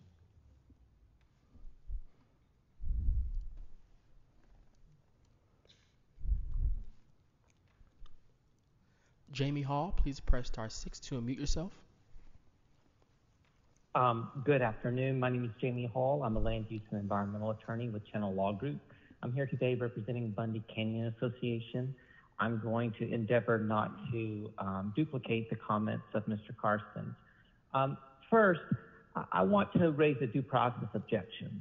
Today, an amending motion was introduced and read into the record. However, this motion has not been provided to the public in advance of the hearing. In fact, it's not even populated to the council file management system as I speak. This is a violation of the Brown Act. Relatedly, there is a letter submitted by Councilmember Mike Bonin dated today, April 5th, which is on the council file management system and populated that requests 2 new conditions of approval to the project, which the council member believes will reduce the impact of the project. Council member is asking for a condition of approval designed to reduce traffic, the so-called sunset standard. And the council member is also asking for a condition requiring annual review of the school's wildfire emergency response plan and incorporation of new comments from LAFC as appropriate. This second condition is being requested in order to, quote, guarantee that Mount St. Mary University's wildfire emergency response plan continues to provide adequate mitigation. The city cannot thrust and introduce new conditions of approval at the very last minute without violating due process. Under state law, specifically California Code of Civil Procedure 1094.5, appellants must be given a fair hearing. This requires an opportunity to be heard, quote, at a meaningful time and in a meaningful manner. Further, one court has opined that due process, quote, contemplates a meaningful opportunity to present evidence contrary to an application and a meaningful consideration of that evidence. My client and the general public has not had a meaningful opportunity to consider this new evidence, the 2 new conditions of approval, and to present contrary evidence. As such, appellant's due process rights will be violated if this hearing is allowed to proceed. This is all the more important because the city takes the position that our hearing today before Plum is the final public hearing for the project. Appellants are not generally given a public hearing before city council for items which have already had a hearing before a committee of the council. Second, these 2 conditions of approval constitute both deferred analysis and mitigation, which is a violation of CEQA in and of itself. And I also, now, beyond the procedural issues, I want to reiterate some of the substantive problems with the project. One of the things that, again, endeavoring not to duplicate, is that the project is inconsistent with new state law that was SB 901, which mandates the expansion of the scope of state regulations regarding minimum fire safety standards related to defensible space to include those lands classified and designated as very high fire hazard severity zones, including local responsibility areas. There's no question this project is located in a state designated very high fire hazard severity zone, but the project access does not comply with the current state regulations regarding emergency access and egress in those zones. So this project does not comply with state law, and therefore it cannot be approved. Now going on to some additional issues here that I want to highlight. The city updated its housing and safety elements recently and decided not to allow any additional density in the city's very high fire hazard severity zones. And yet that's exactly what is being proposed today. This is yet another continued example of public agencies throughout the state. Thank you, Mr. Hall. That's your time. Okay, thank you.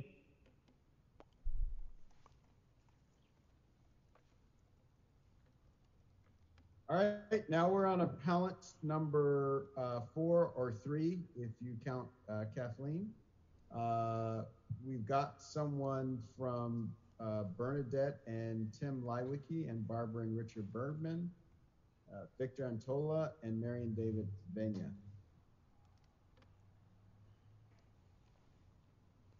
Neil Brower, please press *6 to unmute yourself. Good afternoon, everyone. Can you hear me? Yes, we can. Great. Thank you very much. President Harris-Dawson, members of the commission, Neil Brower, the law firm Jeffrey Mangels, Belford Mitchell, representing the appellants that you just listed. Thank you very much.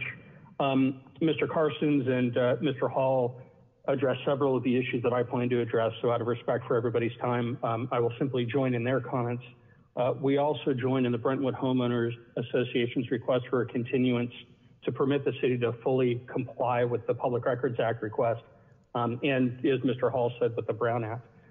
I want to briefly just address a main issue of ours, which is the enforcement of these measures. We certainly appreciate the additional items that Councilmember Bonin seeks to impose on the project as new conditions of approval. But our problem here is they're still not enforceable. And the city staff report, although it purported to respond to this, really just states that it calls these measures enforceable because the municipal code provides the city with some discretion to evaluate the project and reopen the case at some point, if ever. But this is inconsistent with the entire history of the grants associated with schools in this neighborhood. Councilmember Bonin mentioned Archer, Brentwood, and Marlboro as examples of other schools that have appeared before you. And as he admitted, each of these other schools is either on or immediately adjacent to a major street. And despite that, every one of those traffic measures imposed on those schools included conditions that were meant to ensure enforcement. And these included, without limitation, a requirement that schools actually generate progressive disciplinary systems to address violations. In a couple of cases, they actually required further traffic submittals in the event that annual traffic monitoring or quarterly traffic monitoring revealed violations of the policies. And in some cases also required for repeated violations an automatic requirement for a filing for a plan approval so that the city could address the conditions of approval and the school's compliance with them.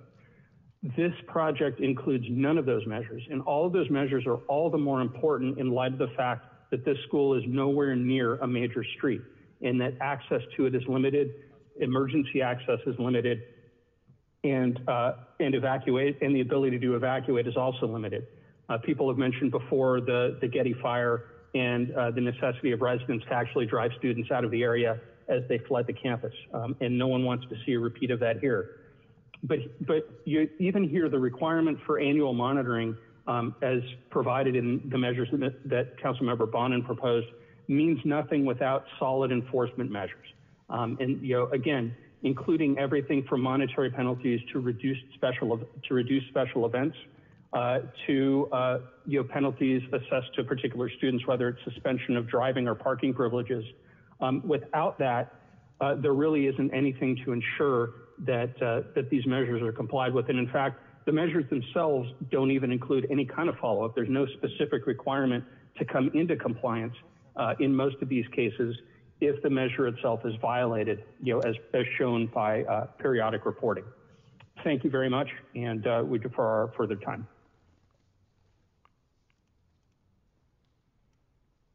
All right, now we've got appellant number 5.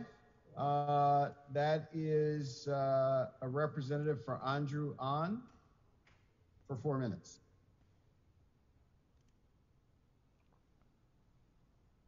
Good afternoon. My name is Andrew An of the law firm Rubin, Rauscher & Blum on behalf of appellants Timothy Rubin and Stephanie Blum. Thank you for your time today.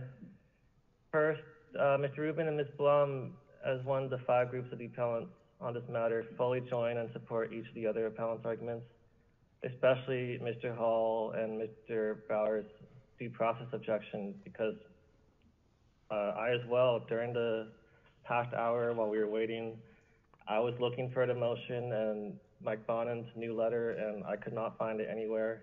So this is a serious due process issue, and we also request a continuance of this matter. Other than that, Ms. King states that a lot of the issues were already addressed in the process leading up to the final EIR, but this process has been pretty problematic for the past month because every time the findings that have been done in response have been repeatedly conclusory, dismissive, and they're not supported by any adequate explanation. And since I'm one of the last ones, I'm going to try to broaden this to a larger issue. And one of the largest issues has been the number of people that will be coming to the university campus for the proposed wellness pavilion. And this issue obviously goes to the issues of traffic and fire safety, because the more people that come, the worse these problems are.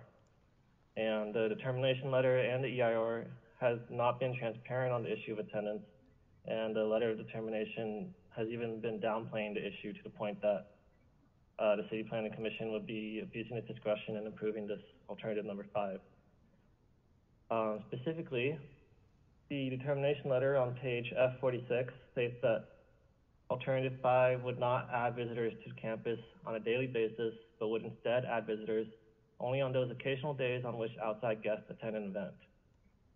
And, granted, the EIR and the determination letter repeatedly state that enrollment will not increase, but this just simply fails to account for the real-life impact of the proposed project.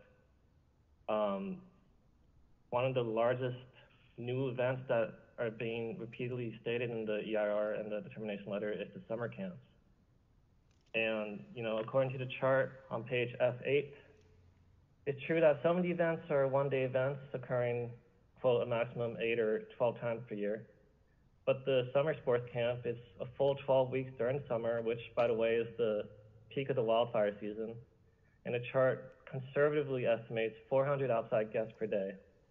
And unlike for the other events, this chart completely fails to state the total estimated attendance, including the students, faculty, and staff. So we don't know how many people are actually going to be there 12 weeks long during the year for the summer camps. And the determination letter doesn't say so. So it's disingenuous for the letter to state that it would only occasionally add visitors to the campus. And with respect to the enforcement efforts, there are all these promises about working to reduce traffic and fire risk, but the enforcement measures that are being proposed are inadequate. For example, in the beginning of today's meeting, after Bonham spoke, someone on the committee stated the university's proposed amendment on the issue of traffic for overall trip reduction being confirmed 2 weeks per year, twice in spring and twice in fall. But that still does not account for the new summer sports camps and the trip numbers during summer. So neither the determination letter nor the proposed amendment address the summer traffic, which again is a season where fire dangers are the greatest. With that, I yield my time. Thank you. All right, our 5th and final appellant on this item, I think we have the representative from the Brentwood Homeowners Association on the line.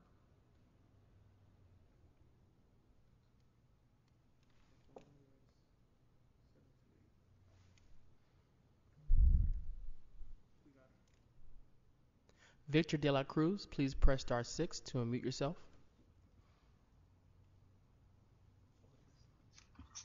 Good afternoon, Chair Harris Dawson and honorable council members. I'm Victor De La Cruz with Manat Phelps and Phillips. I represent Mount St. Mary's University.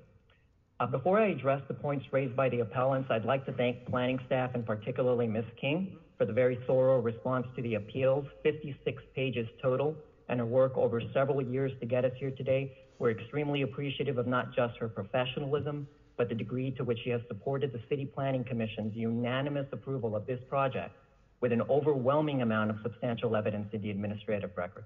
I'd also like to thank Councilmember Bonin for his support of this project. It did not come easy, but we believe the Mount can thrive while still being a great neighbor, and that is why so many Brentwood residents came out in support of the project at the Planning Commission hearing. Our supporters include every single resident of Grace Lane, the street immediately below the university, and therefore the most affected by our project. Secondly, I'd like to share a few more things about my client, although I believe Councilmember Bonin really hit the nail on the head in speaking about the Mount student body and why they are so deserving of a basic gym. Mount St. Mary's is the only women's university in Los Angeles. It was founded in 1929 by the Sisters of St. Joseph of Carondelet, social justice advocates who built the university to educate those who had traditionally been left out of higher education. Today, MSMU is one of the most diverse universities in the nation and has been ranked the #1 university in the country for social mobility by U.S. News and World Report, Money Magazine, and the New York Times. This means that MSMU is not just a city jewel, but a national one that leads the entire country in helping students move up to greater income levels from what they could have expected to earn before attending college. These are incredibly deserving women who deserve an education about wellness and health and fitness facilities, which so often are lacking in their local communities. With respect to the appeals, the appellants have not raised anything new here today that has not already been responded to in the staff report, my 2 letters of April 1st, 2022, and the technical report from retired LA Fire Chief Michael Bowman, dated March 2, 2022, refuting all of the appellants' comments on wildfire.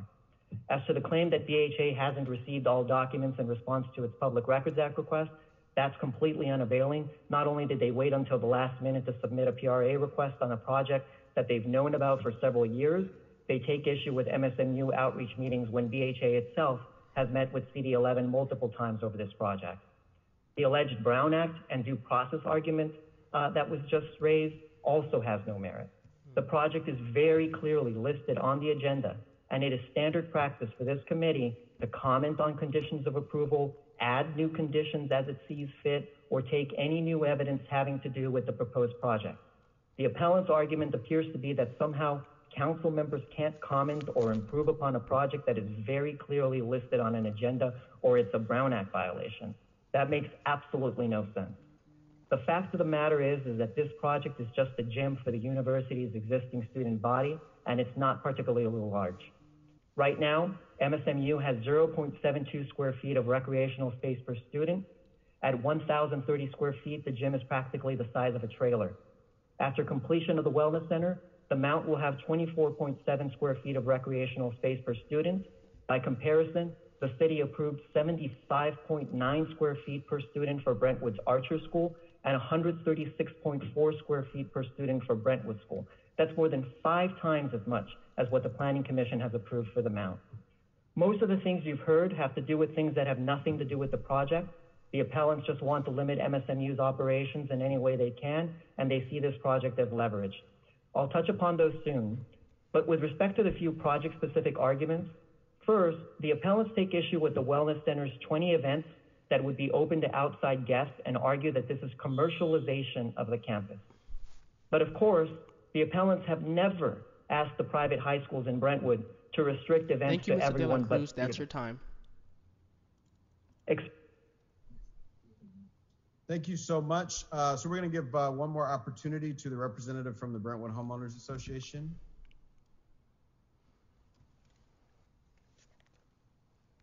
Kathleen Flanagan, appellant number 1, is not on the line.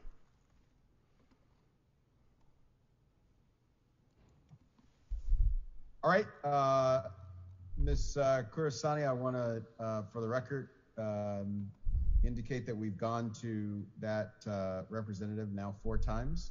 and we've not been able to get them on the line any of the times. And we've heard from the applicant. We've heard from CD11 earlier in the meeting. Are there any questions or comments from members of the committee? Council. Yeah, I think you've exhausted the opportunities for the speaker to participate. Thank you so much. And so with that, seeing no questions or comments, I'll move that we deny the 5 appeals filed that we've heard today with specific instructions that I'll ask you to read into the record, Mr. Mejia.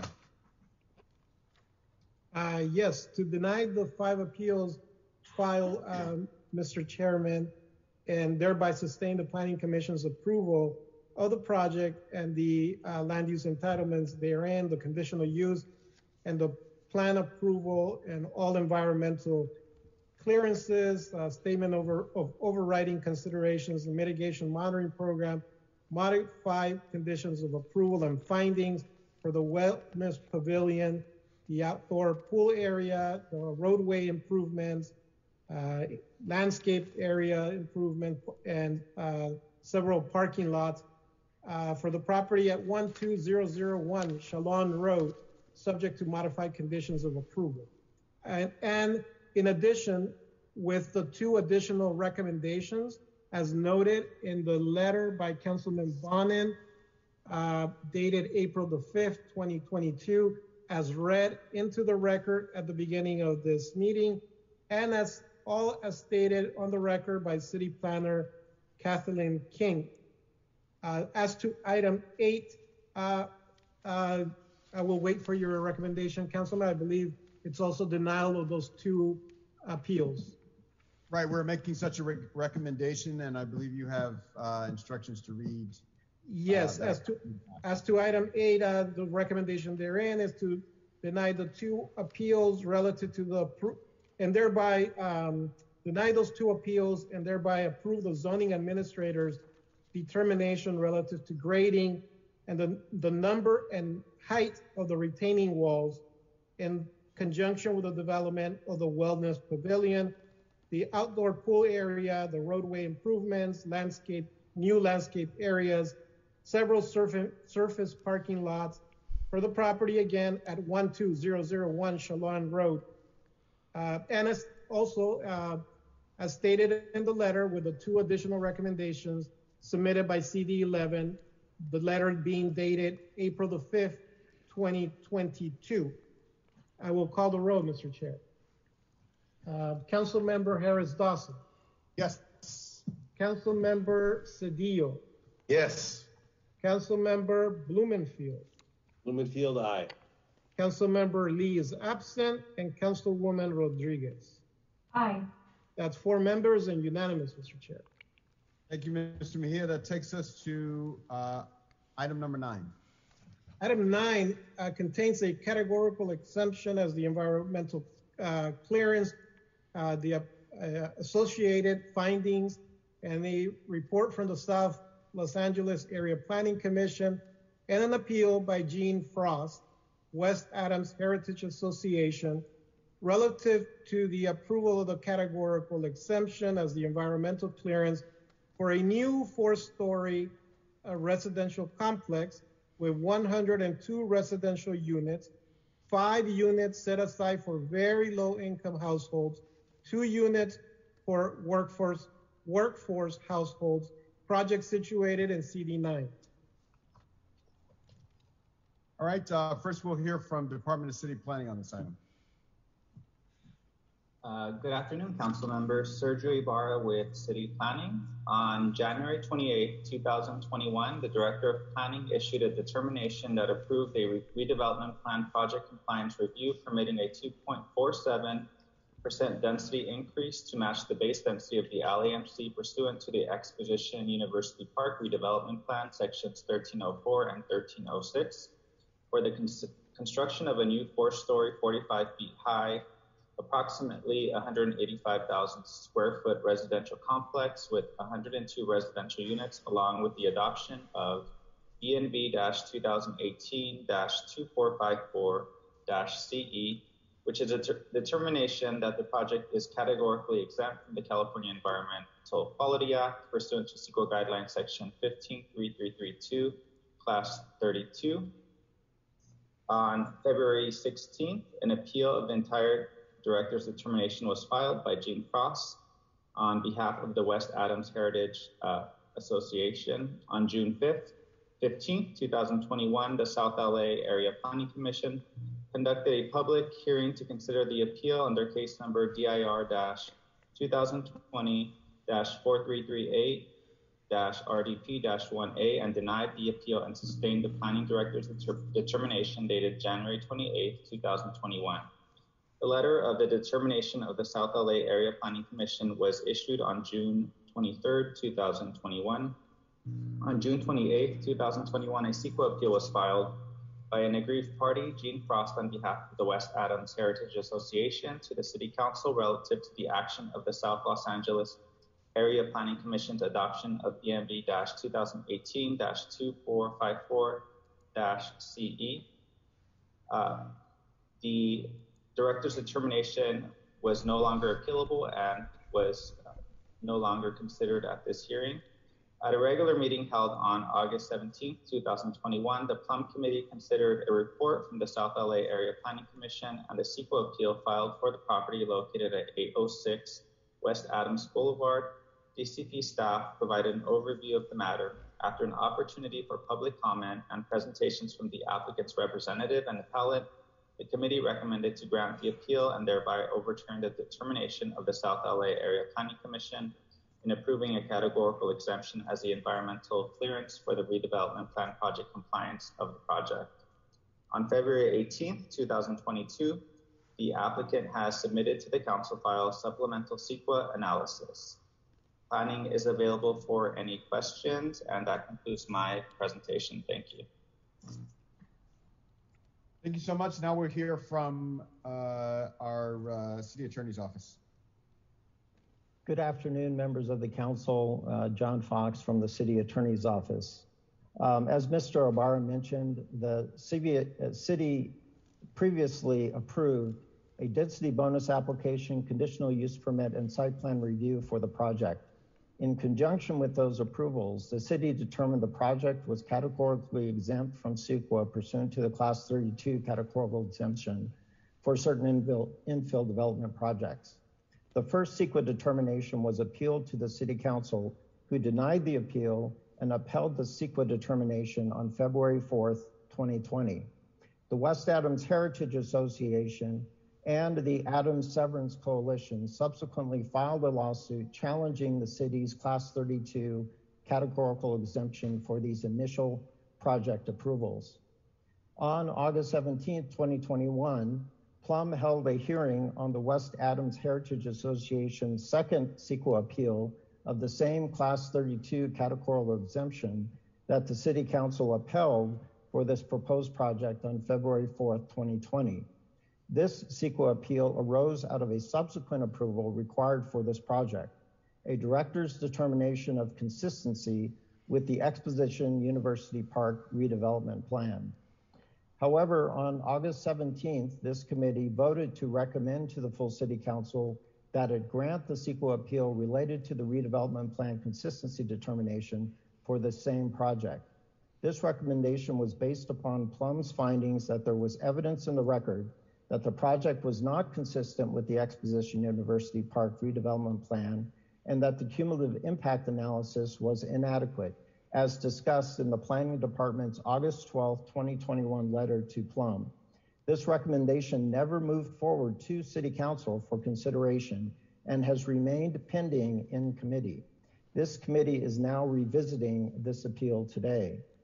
While the second appeal of the CEQA determination was pending in the Plum Committee, on December 17, 2021, a trial was held in the pending litigation filed by the West Adams Heritage Association and the Adams Severance Coalition, challenging the city's first CEQA determination regarding this project, which again was the same Class 32 exemption that is before this committee today. The court subsequently ruled and denied the petition for writ of mandate, as it found, among other things, that substantial evidence existed in the administrative record that the project was consistent with the redevelopment plan at issue, because the redevelopment plan allows for the making of findings to increase project density beyond what is ordinarily permitted by the development plan or the redevelopment plan, and the petitioner had not met its burden of establishing that the cumulative impacts of successive projects of the same type in the same place as this project over time would be cumulatively considerable or significant. A copy of this court's ruling has been placed in the council file for this item. On February 18th, 2022, the applicant's environmental consultant, ICF, submitted to the council file additional analysis resulting in a determination that the project would not result in any significant cumulative impacts, including cumulative traffic impacts. Apparently, this additional analysis was submitted to address the concerns in the Planning Department's August 12, 2021 letter to Plum regarding the perceived inadequacy of the cumulative impact analysis supporting the Class 32 exemption determination. If Plum wishes in its discretion to revisit and change its August 17th, 2021 recommendation to grant the West Adam Heritage Association CEQA appeal, the court's ruling in the underlying litigation and the additional environmental analysis provided by environmental consultant ICF would provide substantial evidence to support the denial of this CEQA appeal. That's the end of my comments, and I'm available for any questions. Thank you so much, City Attorney's Office and Department of City Planning. Now we'll hear from our appellant and applicant. So we'll begin with our appellant for 3 minutes, Ms. Jean Frost.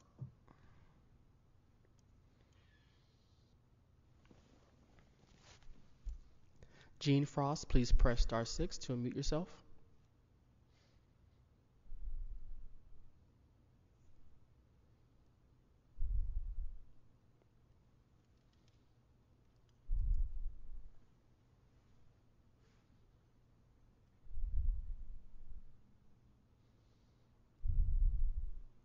Jean Frost, please press *6 to unmute yourself.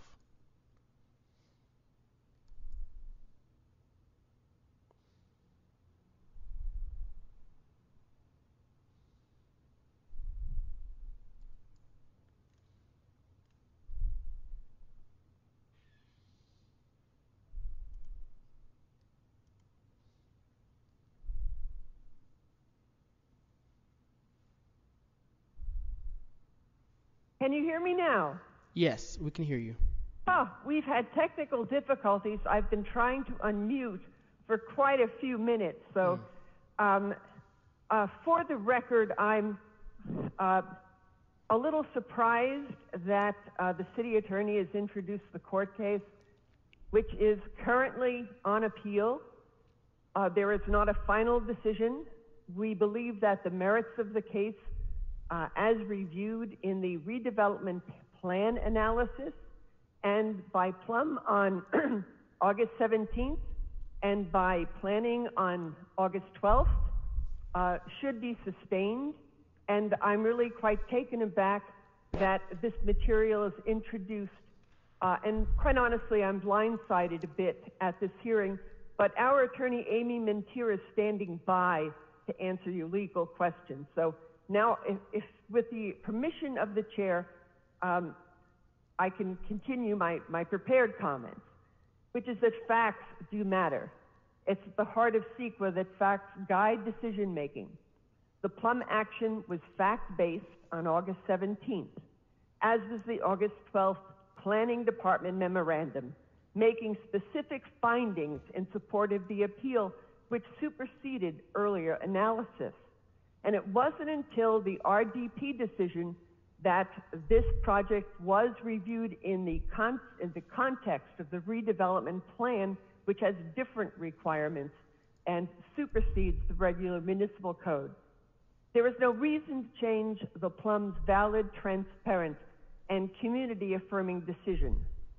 The record shows that substantial fact-based arguments have been made by an entire phalanx of stakeholders, city officials, experts, NANDEC, WAHA, the Adam Severance Coalition, USC, Ward Economic Development, ACE, NUPCA, City Living Realty, Mount St. Mary's, UPAC, Local 7021 of the SEIU, and the University Park HBOZ, and scores of individuals. This is a particularly important 2.8-acre site in the heart of University Park, a fragile environment subject to the very powerful overlay of the Hoover Exposition University Park redevelopment plan. We ask Plum to uphold your former support of the appeal, and we note that this is ENV-2018-2454-CE-1A.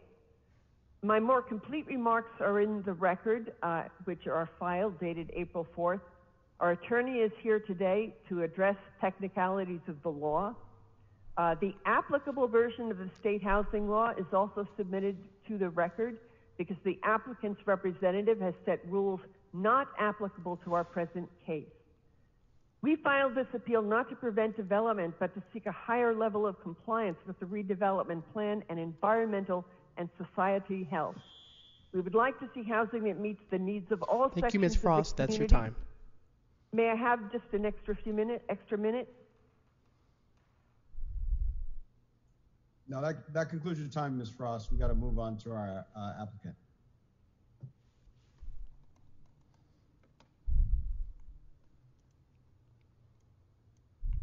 Kendra Casper, please press *6 to unmute yourself.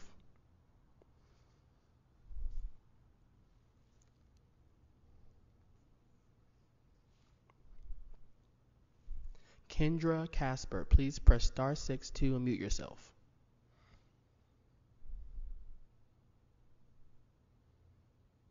Good afternoon. This is Kendra Casper. Can you hear me? Yes, we can hear you. Excellent. Good afternoon, Honorable Plum Committee members. My name is Kendra Casper from DLA Piper on behalf of the applicant for the 806 Adams project. First, I would like to thank the committee for taking the time to reconsider this item today. Next, I would also like to thank City Attorney Mr. John Fox for his remarks.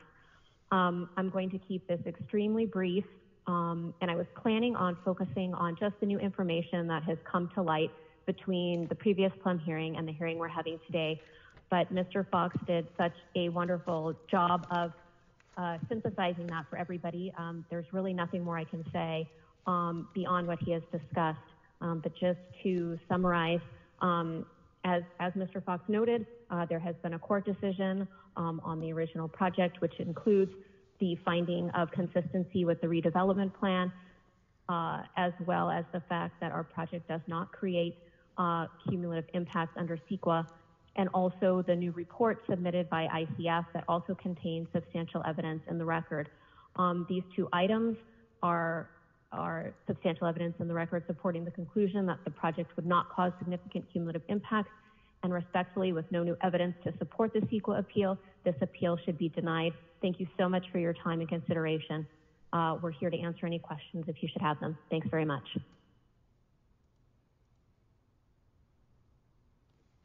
All right, I'll open it up to the committee to see if there are any questions or comments on this item. If not, I don't see anything from Council District 9. So Mr. Mejia, based on the analysis that we have and the information that we have from city staff and the city attorney's office, I'm going to make a recommendation that we deny the appeal this afternoon. If there's a second, I'll ask you to read the official recommendations into the record and call the roll. Second. Okay, I will read the recommendation, committee members and Mr. Chair. Based on the additional environmental analysis from the environmental consulting firm ICF, dated February 18, 2022, a copy of which is in the council file number 119-1603S1, and the decision of the trial court in the matter of West Adams Heritage Association v. City of LA, a copy of which is also in council file 19-1603S1, wherein the trial court upheld the class 32 categorical exemption for the project and found that the project is consistent with the Exposition University Park redevelopment plan. Substantial evidence in the record supports a denial of the CEQA appeal. Therefore, the Plum Committee recommends to the City Council to deny the appeal filed by Gene Frost of the West Adams Heritage Association and thereby sustain the determination of the South Area Planning Commission in approving the environmental clearance, categorical exception from CEQA for the construction of a new 4-story, 45 feet high, approximately 985 square foot residential complex with 102 residential units, which includes 5 units set aside for very low income households and 2 units set aside for workforce households on a 257 square foot lot in the Hoover redevelopment project area for the property located at 806 West Adams Boulevard, and as stated on the record at today's meeting by Deputy City Attorney John Fox and by City Planner Sergio Ibarra. I will call the roll. Councilmember Marquis Harris Dawson. Yes. Councilmember Cedillo. Yes. Councilmember Bob Blumenfield. Blumenfield, aye. Councilmember Lee is absent, and Councilwoman Rodriguez. Aye. And that's 4 members and unanimous, Mr. Chair. Thank you so much. Mr. Mejia, can you confirm that that concludes our business for today? It does, Mr. Chair. Excellent. With that, we are adjourned. Thank you so much, everyone.